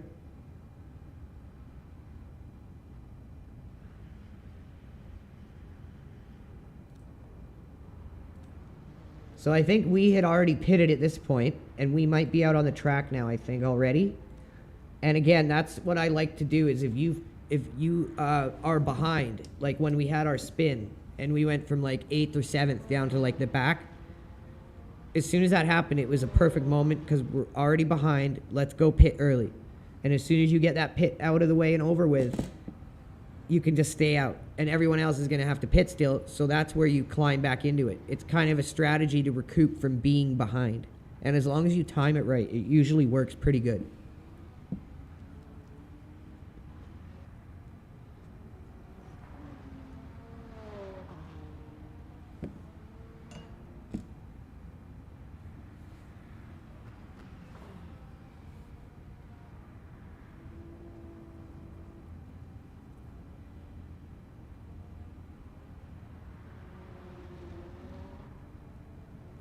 The track models in this game, the car models, just beautiful. They don't scale the car sizes down like in iRacing.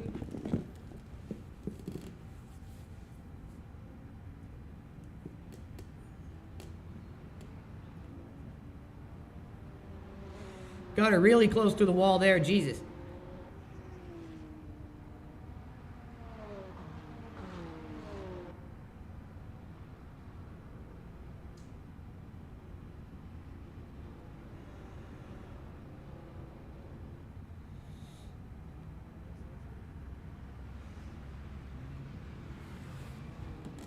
This is where it started to turn into a really good battle between me and the guys behind me.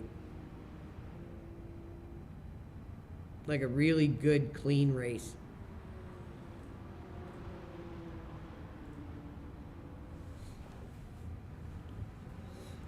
So we'll leave it on me now because I want to watch the three of us all battling it out here.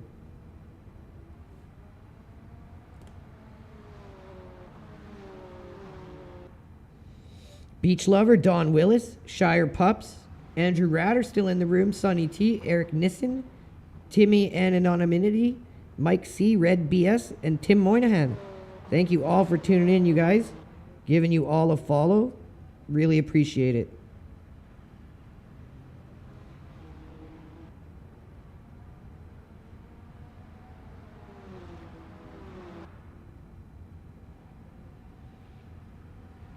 This was a really good race. So we've come out of the pit at this point. The guys behind us are starting to put some pressure on. I thought we were going to pull away because usually we're consistent enough that the other guys just can't really keep up. After a lap or two, they'll make a mistake. But at this point, it was like these guys stuck with me the whole time. So we got Marco on us and Remy.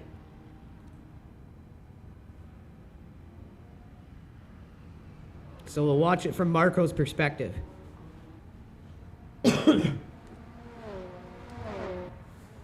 Like, this was insanely fun. The three of us all battling it out here. 3 Peugeots.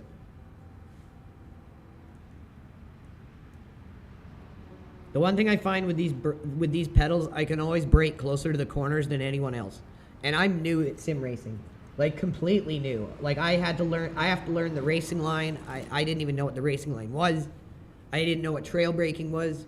Like, I'm still getting better at those things. If you give these pedals to someone who's already good at those things, they will blow anyone out of the water. Because like I said, because of the AI algorithm stuff you can program in them, I can stop closer to the corner or get closer to the corner before I begin braking than anyone else that doesn't have these pedals.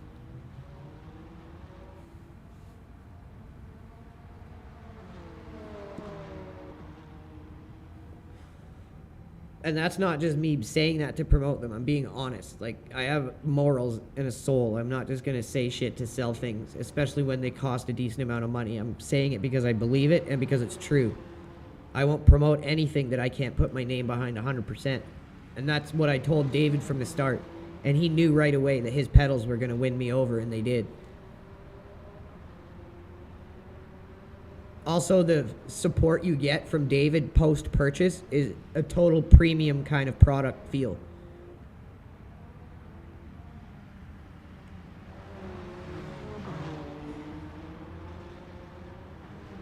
We're always getting out of the corners quicker, and we're always braking a little bit closer.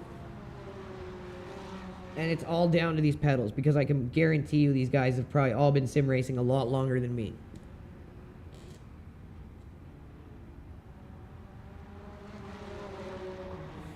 Our next secret weapon is another one of our sponsors.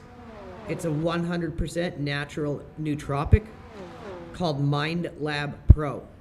This is a product I use every single time I'm racing, every single time I'm streaming. It is amazing how good it works. It's going to help you improve your focus, your concentration, your ability to stay in the zone, natural. And it's why I'm able to stay consistent and push and not be distracted by people behind me. Like, I'd basically consider it like a 100% natural version of like Adderall, but without that like overstimulation. It's like a really nice, soft kind of stimulant, and it pairs very well with your morning coffee. It's vegan and GMO friendly. I've put the link to all of our sponsors in chat. We're also sponsored by Butt Kicker. They make the #1 haptics in all of sim racing. If you don't know what Butt Kicker is, look them up. It's a unit you attach to your rig that sends low frequency vibration through it to match the feeling of what you would feel in a car through the seat of the car. So it's going to help you get more used to the feeling of losing grip rather than the sound of it, which is much easier to get used to, and push the car to the edge that way. So make sure you're checking out Butt Kicker, Mind Lab Pro, and most importantly, SRP-PRO. Use our discount code LEGACY for 5% off any model they got.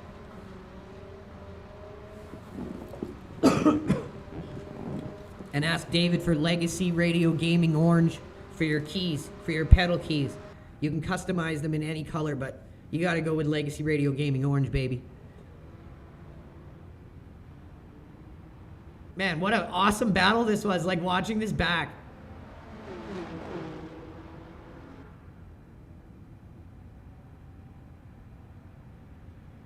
And this is 6th, 7th, 8th. This isn't even for first. Marco's holding off Remy really well.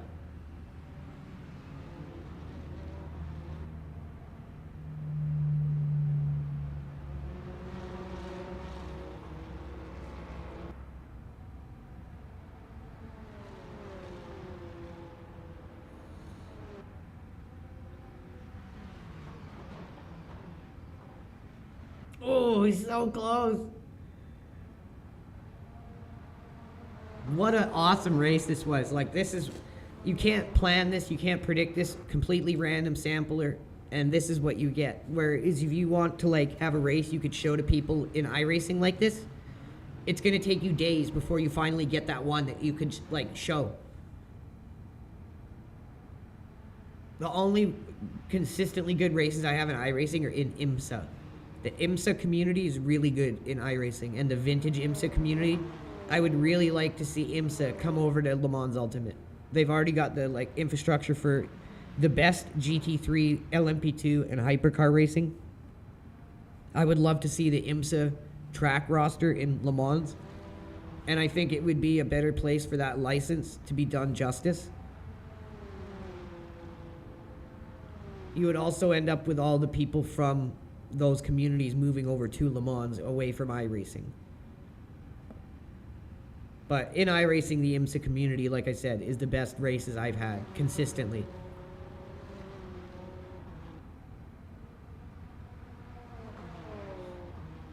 So we're in 6th place right now. Marco's pushing us from behind. In 7th, giving us a run for our money. McCluskey. What's up, McCluskey? Doljet, how's it going, buddy? Thanks for tuning in. Eric Nissen, thanks for tuning in. Beach Lover, still in the building. Just had an amazing race in Le Mans. We're taking a minute to watch the replay back and give some props to some of these drivers that were racing with us. Had an amazing three-way battle between myself, Marco, and who's the third one? I can't remember, sorry. So it's Andrew Leckie, Marco, and Frank Fazio.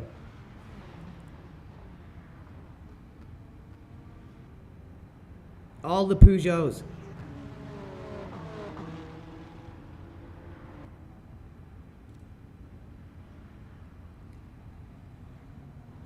Oh, no. See, that's the traffic thing there, where if you can make a move through traffic and someone feels like they've got to force it to keep up with you, that's where they might make an overreach. And I love mixed class racing when it's done right, when everyone's out there trying It's some of the best racing, the best adrenaline, and then you mix in the team element, the endurance element with more strategy, and I think this is the premier motorsports and best motorsport simulation out there. Whether it's in iRacing when it's good or in Le Mans Ultimate. I think mixed class at the height of it, like with GT, LMP, and Hypercar, I think it's the most fun, most adrenaline you can get.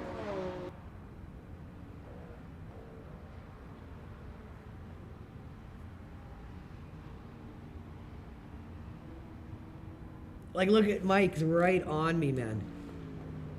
Or Marco, sorry, not Mike, Marco. It got really close here when we were in the traffic, like really close.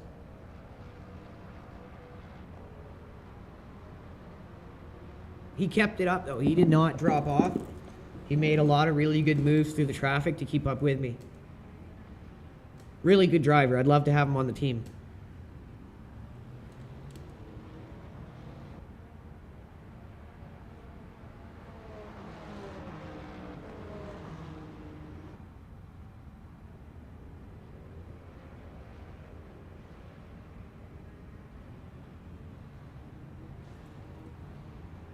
See, it's slightly, just every time, braking a few feet closer and coming off the line slightly better. And that's down to the pedals, not me being any better.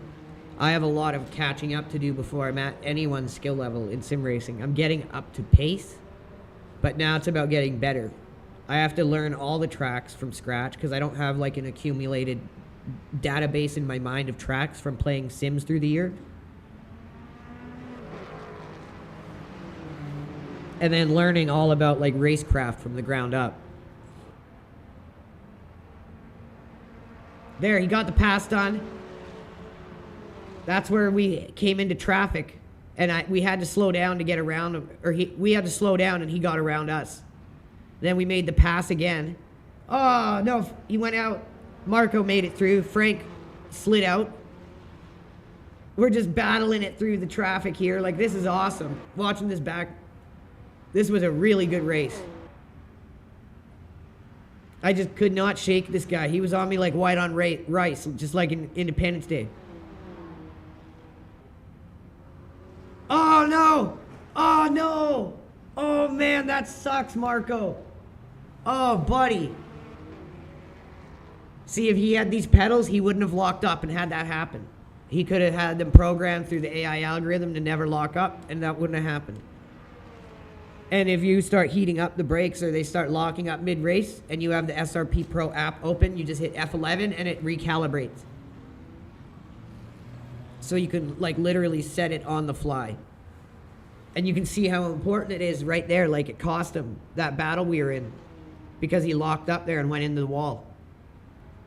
You take away that lockup and he'd still be right on me. So now we're in 5th comfortable.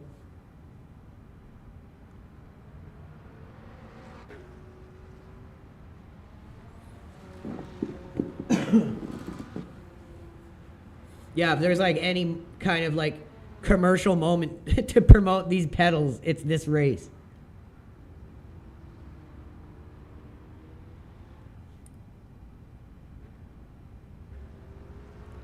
B. Holmgard, thanks for tuning in, buddy.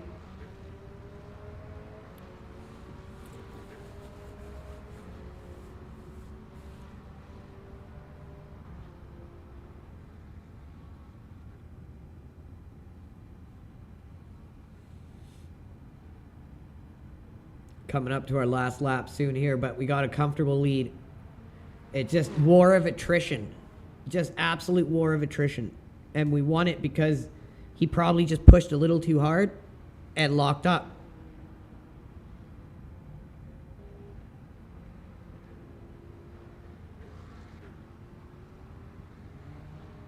You put him on these pedals and he would have beat me. He's a better driver. So don't let anyone tell you equipment doesn't make a big difference. It does. I was on Logitech G923 wheel pedals for a long time, and you always feel like people are cheating because they're just way faster than you. They're braking closer. They're getting off the line better. It's because their equipment's better. It's just, it's the truth.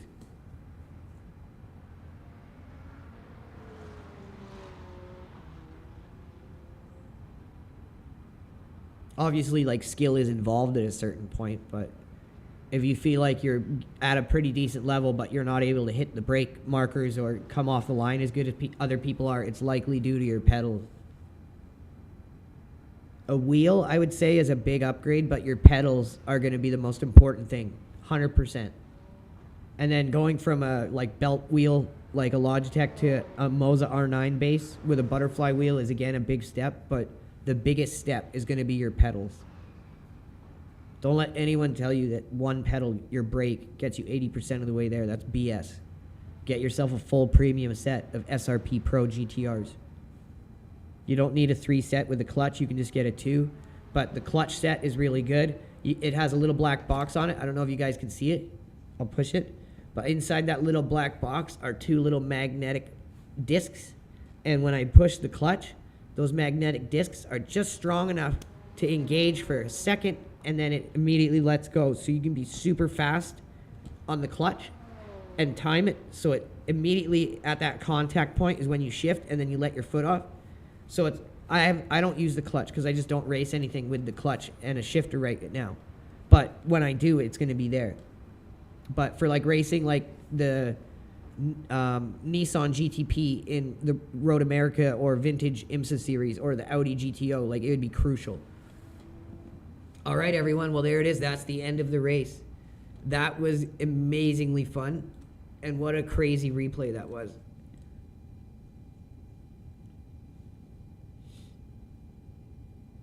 Really good highlight of what Le Mans has to offer there. Let's see what we got. Is there any weeklies right now? 45 minutes. Oh, but that's registration. The event starts in 6 hours. European Endurance on Spa. No special event schedule. What do we got in beginner? Algarve International in 5 minutes in beginner. Let's do it in the vet. This is one of the other tracks that I'd say I know decently well.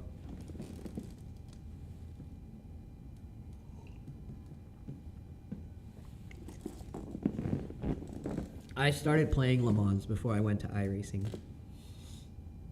I went to iRacing because, again, I was completely new to sim racing, and I didn't feel like I was learning anything in these really fast cars. iRacing was good for me learning a foundation of racecraft in slower cars, but it's hard to get good races in that game consistently. So at a certain point, it becomes harder to learn anything else.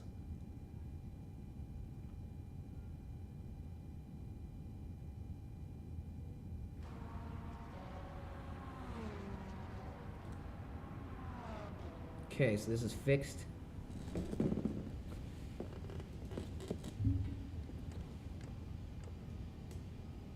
Field of view, right about there. Oh, I know what I wanted to do. I needed to set some buttons for my multifunctional display.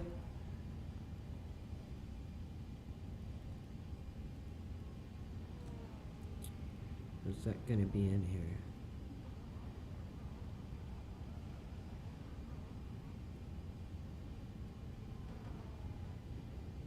So I'll change this one to it.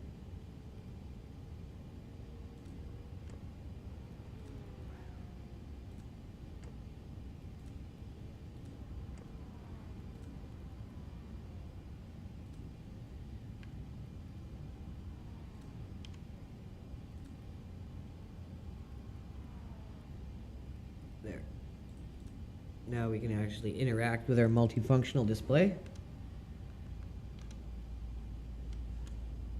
Better. Much better.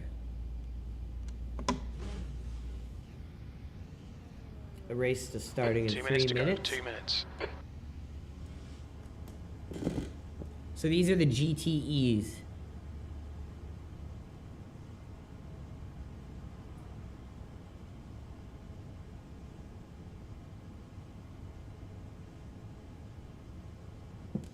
There's traffic behind. Take care rejoining.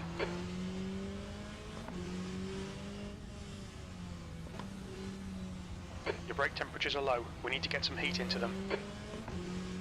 Blue flag. Let's let this guy go here. Clear left.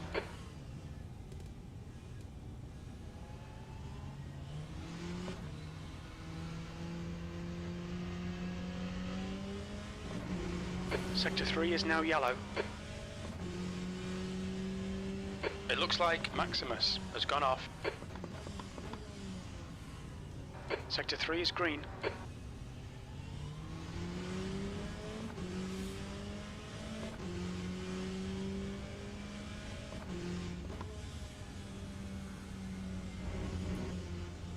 Yellow flag in Sector 2.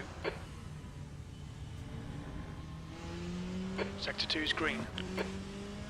Feels so weird driving this in a GT. I'm so used to doing this track in a hypercar.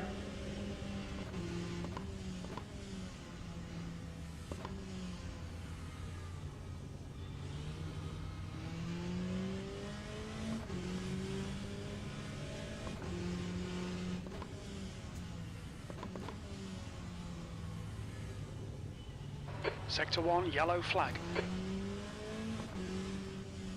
Sector 1 is green.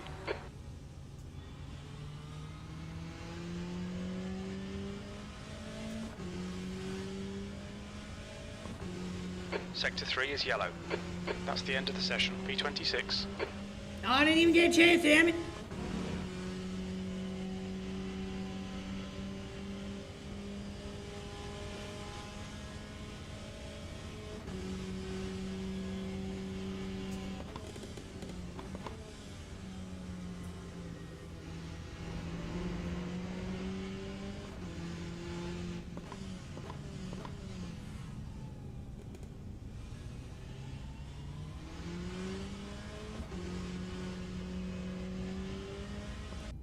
Oh, practice server's over.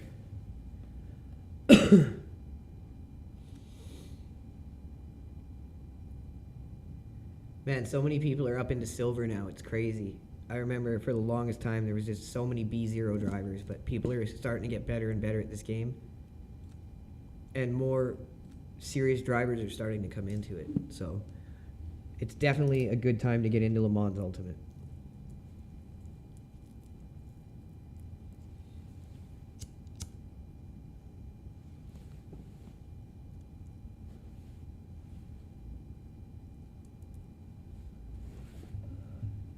So we're in split 6 of 15.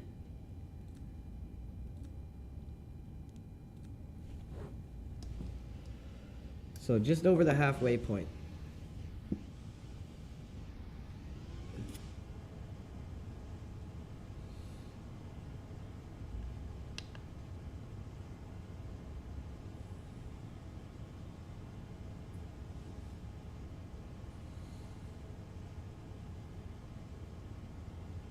Pit exit's clear.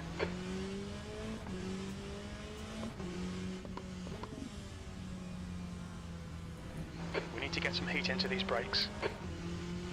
I agree, Jim.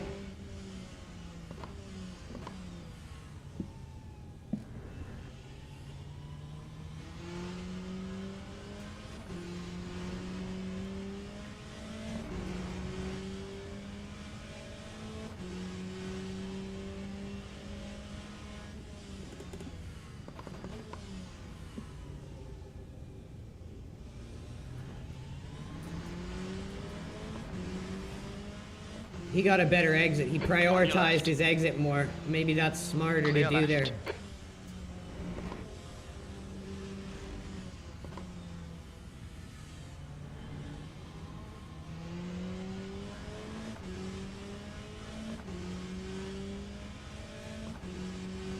Yellow flag.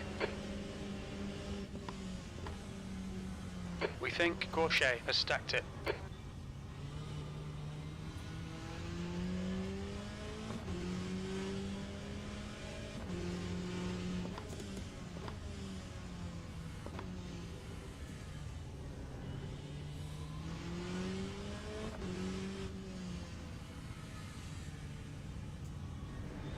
Track temperature's decreasing. It's now 41 Celsius.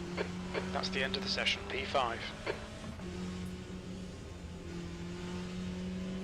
How are we P5? There's no one else even out here. Oh, this is a big grid, I think. Let's see. 16? Oh, it's not huge. Okay. 5 minutes. Only going to need a couple laps.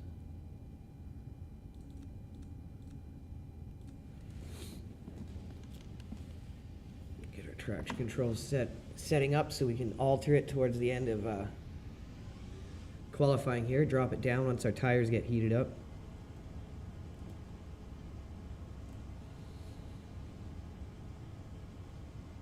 Just about to hit 2,400 people. Thank you guys for tuning in so much. Your exit looks clear. Stay behind the line. We've got 4 minutes to do the business. Your brakes are cold. Take it easy.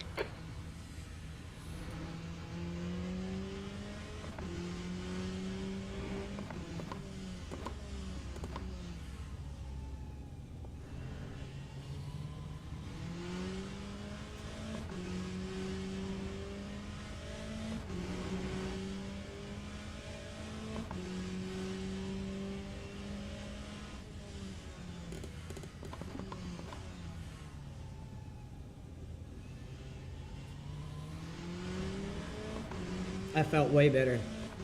I learned from that guy.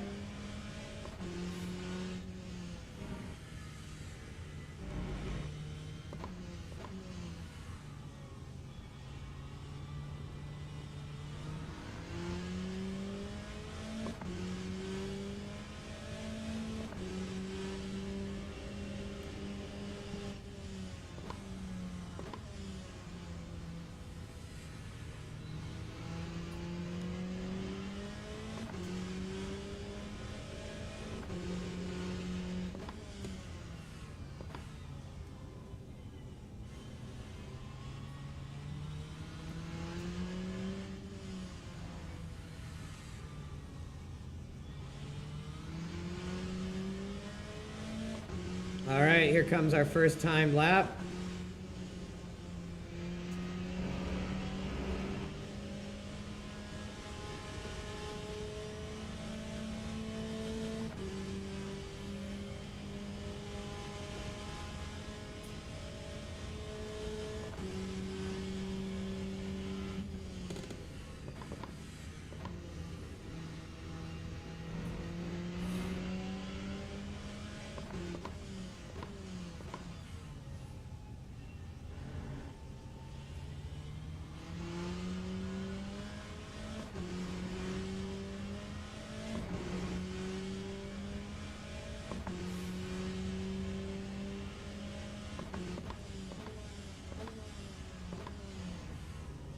Car left.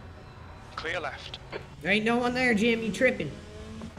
He always trips out with Le Mans. He sees into alternate dimensions.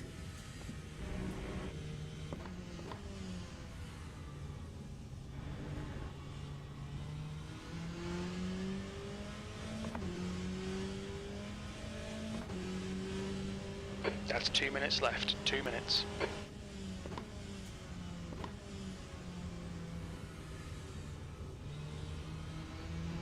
Could have hit that better.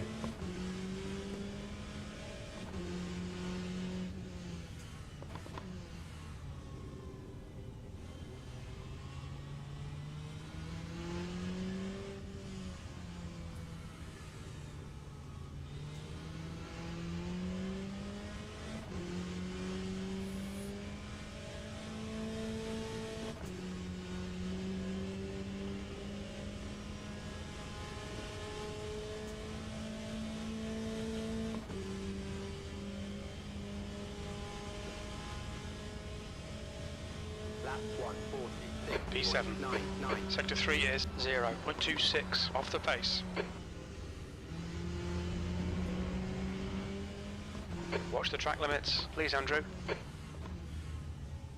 Oh, they cucked me there. Bastards.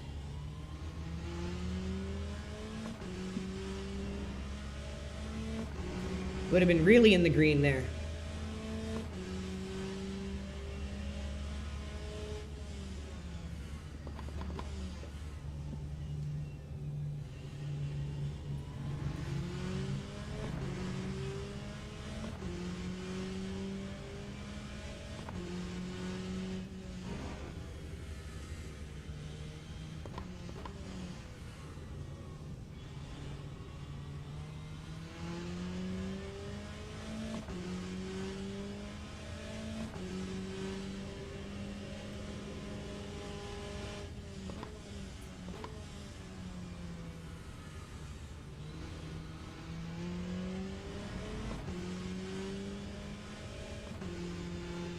That's the end of the session, P12.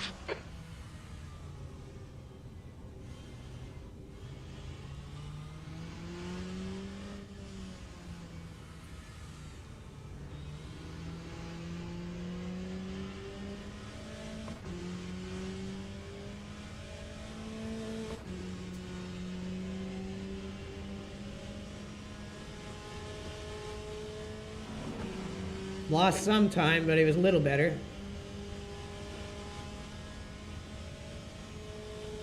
Time 146.15.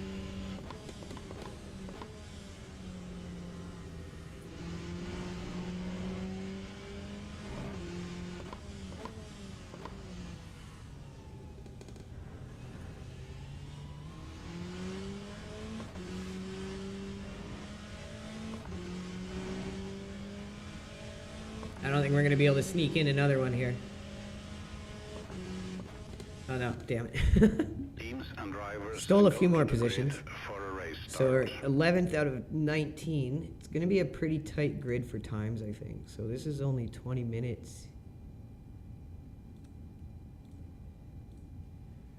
With a little bit more fuel than we need, just so we're safe.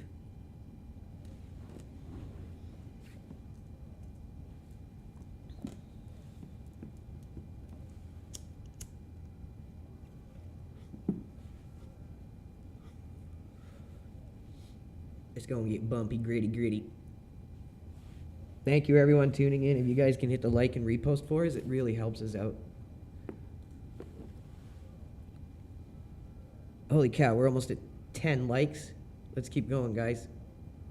3 reposts already. We really appreciate you guys helping us.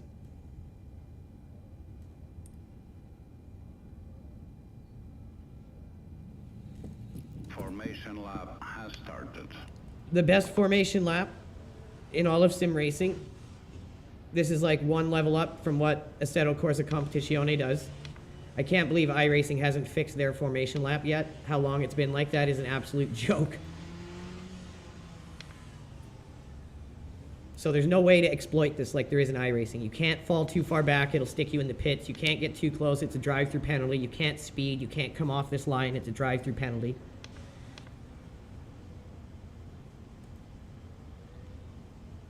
And it forces you to hold speed until the race starts.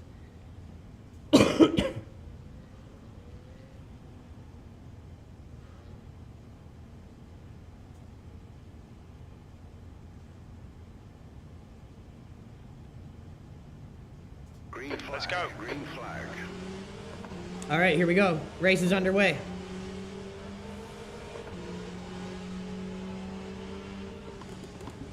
Left side. He's still there. You're on the right, 3 wide. Clear left. Car left. Clear left. Car left. Still there. Clear left. Left side. Clear left. Left side. Car left. Hold your line. 3 wide. You're on the right. Still there. Clear left. Left side. Clear left. Car clear left.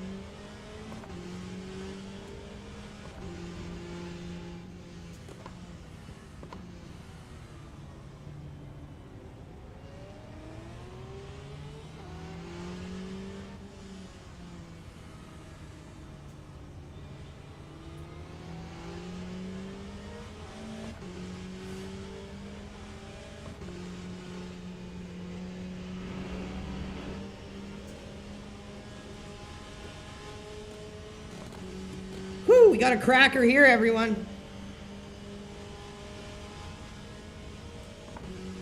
Lap 159. 14th.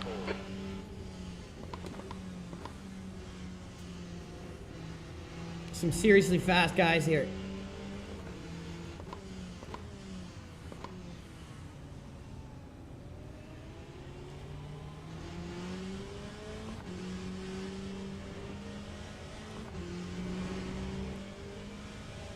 And remember, this is beginner lobby.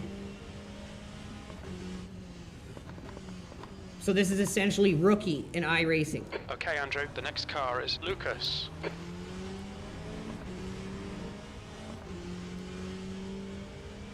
Imagine if they put GT3s, GTEs in iRacing rookies. And tracks like Algarve Yellow and flag, Sebring. sector 2. We think that Andrew has binned it. Green Oh, I flag, binned it! sector 2. Future me! Is that foreshadowing?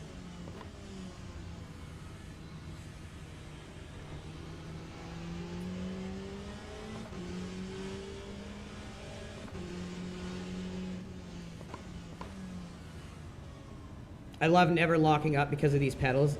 It's Yellow amazing. flag.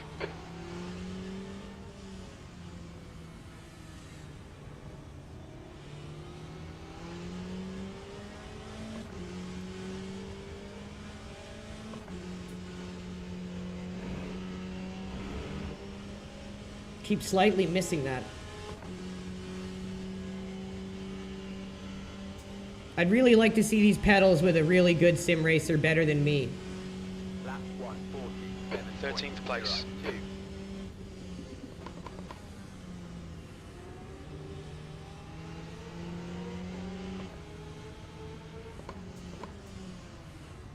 Car left, clear left. The car in front of us is Ribeiro.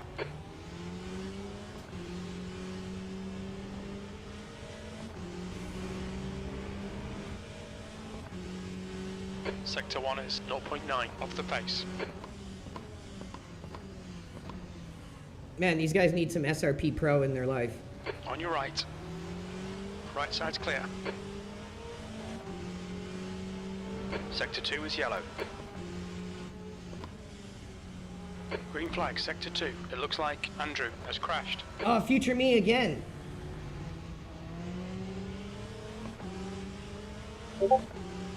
Right side. Still there. Right side's clear.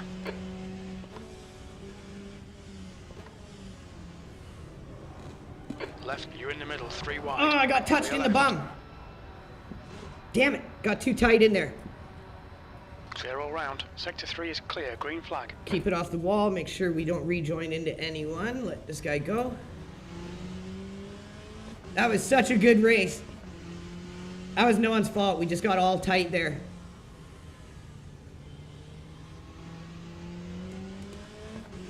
And I took the short end of the stick. 143.86.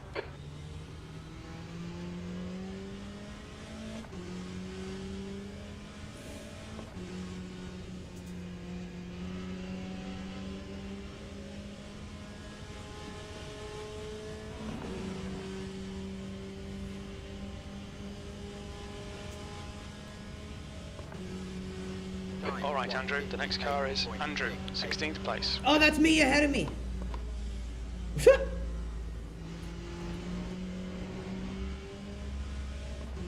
We've just cut the track.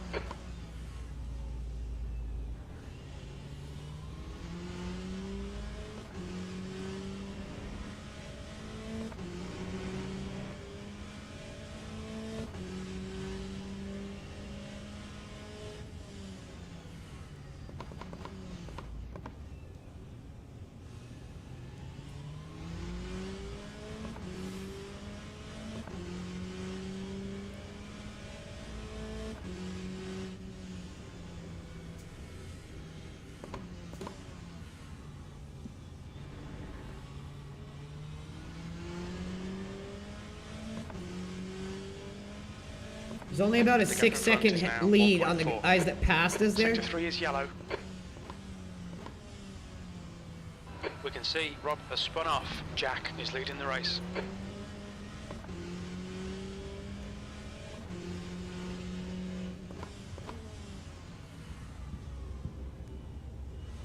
We think Gorchet has gone off. Sector 3 is now clear. That guy needs SRP-PRO pedals.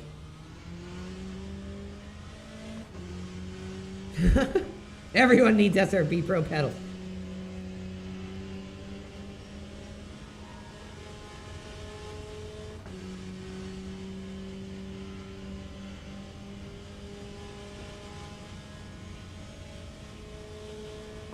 That would have been a really good lap. P15.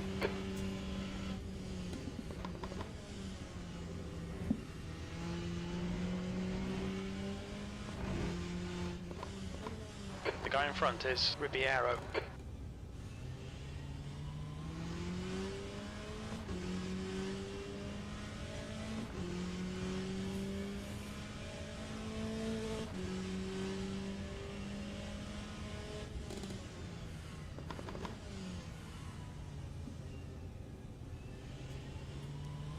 I feel like if we stay consistent, we might be able to get ourselves back in there. In 11 minutes, we'll see. The chain of cars is huge. This is what I mean about how competitive these races are all the way through to the back. You just don't see that in iRacing. It's like maybe 5 people, 6 people every race that are competitive up at the front. The gap behind is now yellow flag in Sector 3.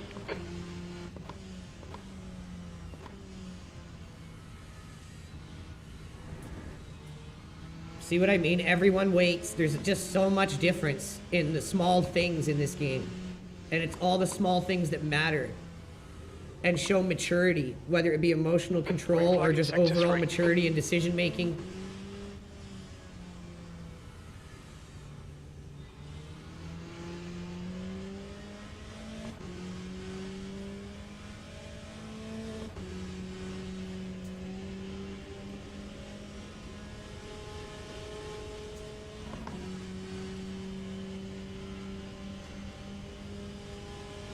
I think we're running faster laps than the guys ahead of us. That time was Pit window is open. P14. 5-7.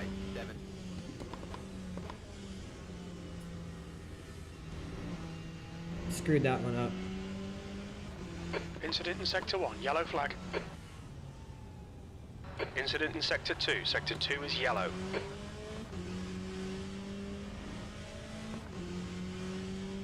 Green flag in Sector 2.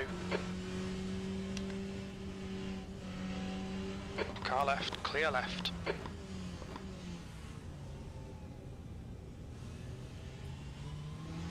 Yellow flag. We can see Lucas has gone off. Okay, Andrew. Incident in Sector 3. Sector 3 is yellow. That's half distance. Don't think about the lap times. Just hit each and every apex. Sector 3 is clear. Green flag in Sector 2.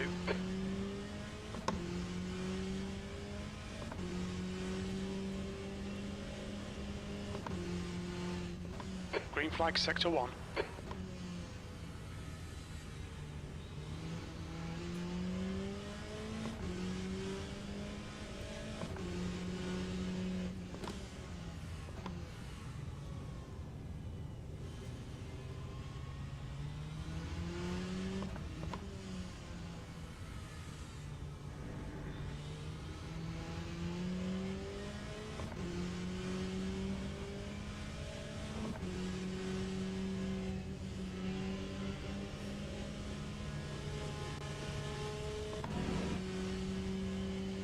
Next guy up is 4 seconds.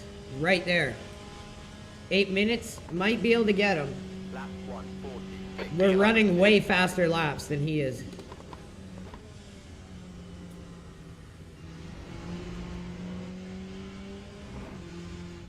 Okay, Andrew, we've just cut the track.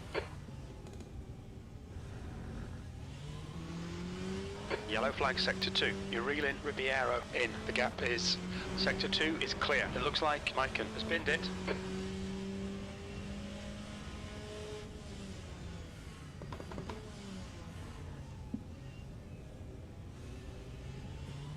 You have to have clean braking with these GTEs.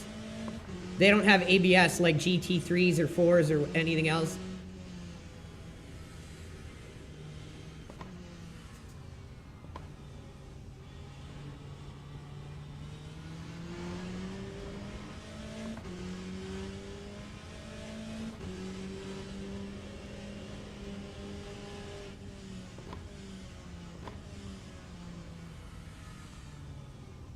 Sector 3 is now yellow.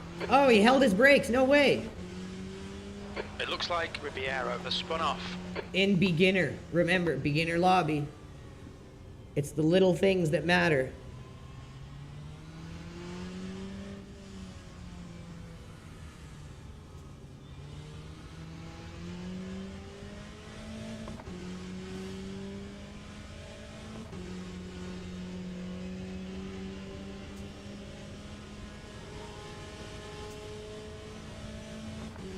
Cost us a bit of time slowing down for that.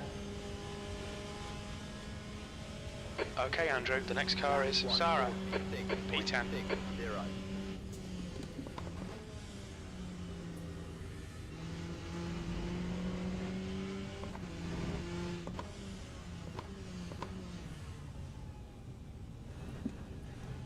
What? We just had a warning for cutting the track. How is that a cut?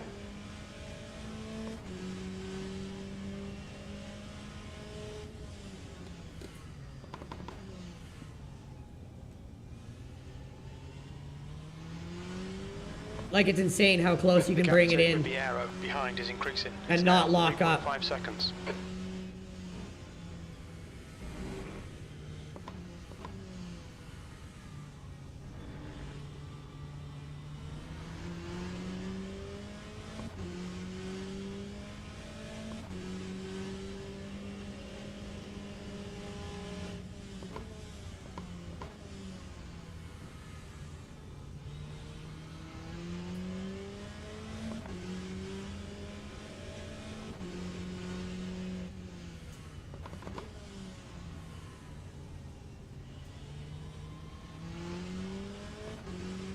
Man, if I didn't make my mistake of getting caught in that little tight pack of cars and getting spun, could have maybe All fought right, for Andrew, a you're definite reeling top P9 10. in. The gap's now 3.7 Maybe a seconds. top 5.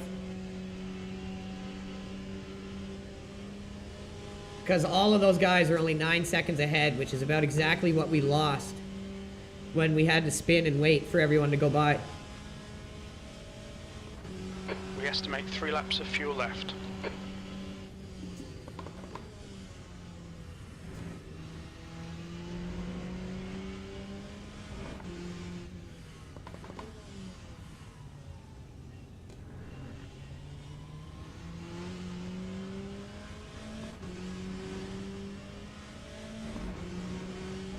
Five minutes remaining, 5 minutes left.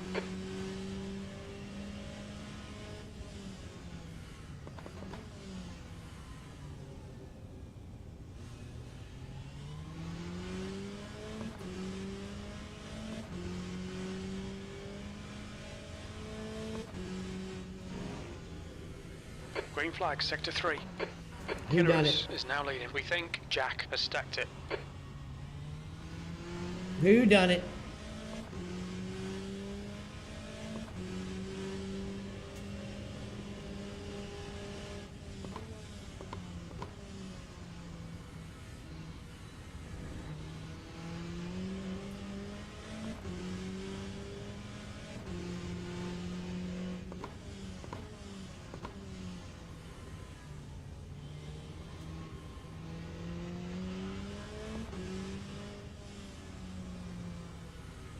Overshot that one, damn it.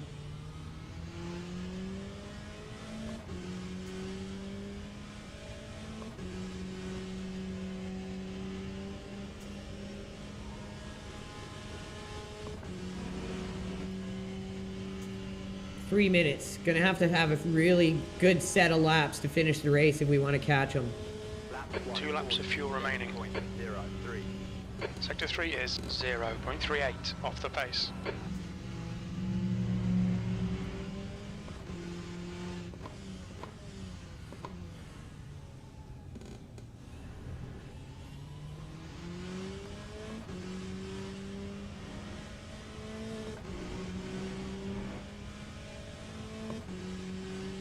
Okay, Andrew, we've gone out of track limits. Keep it between the lines.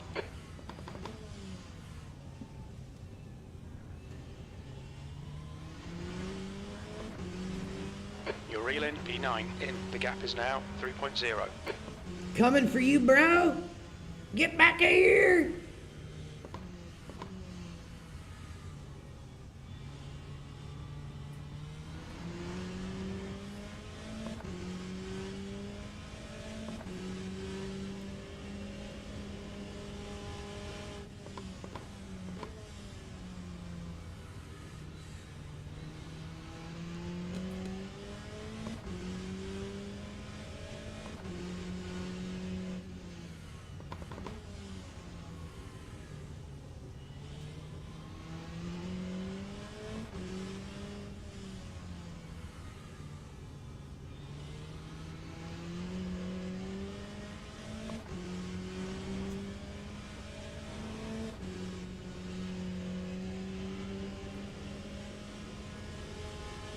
Just 2 minutes left. 2 minutes to go.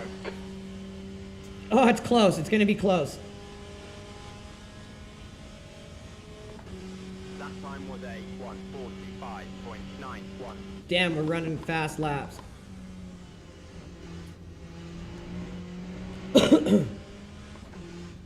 Keep it within the track limits.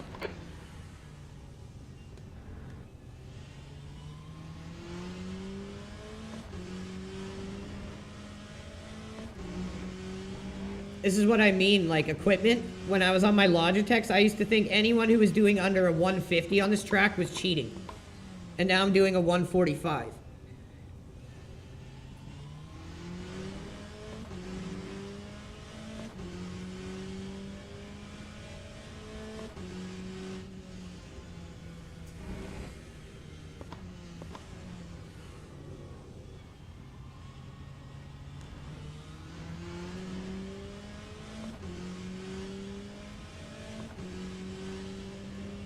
This guy ahead of us is driving good.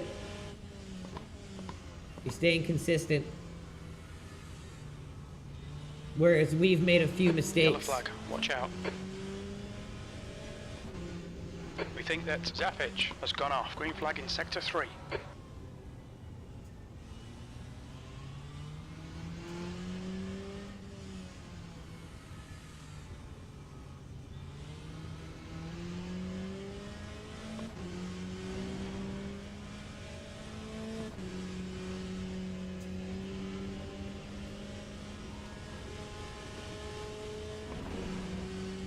I must be taking the wrong line for that.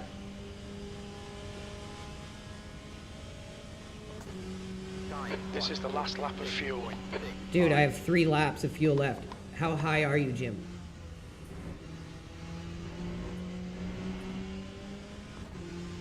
We've had a cut warning. Keep it tidy, please, Andrew.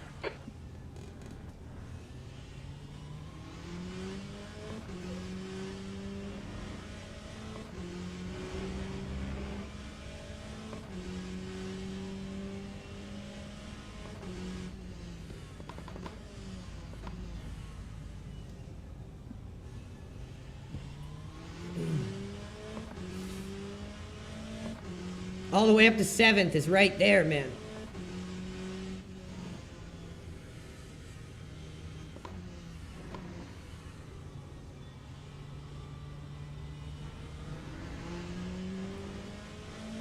Man, without that spin, we really could have made a fight for a top 5, I think, not just a top 10.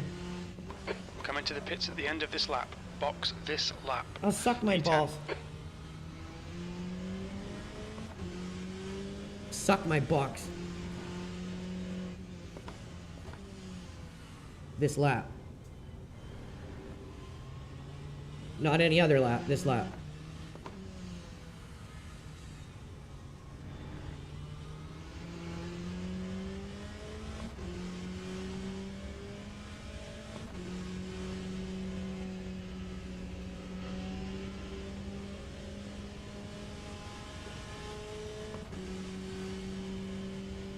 Man, what a tight finish. 10th position. Okay, it's over. Like Well all the done, way mate. from Good finish. 1st back to 10th. Okay, it's not requested.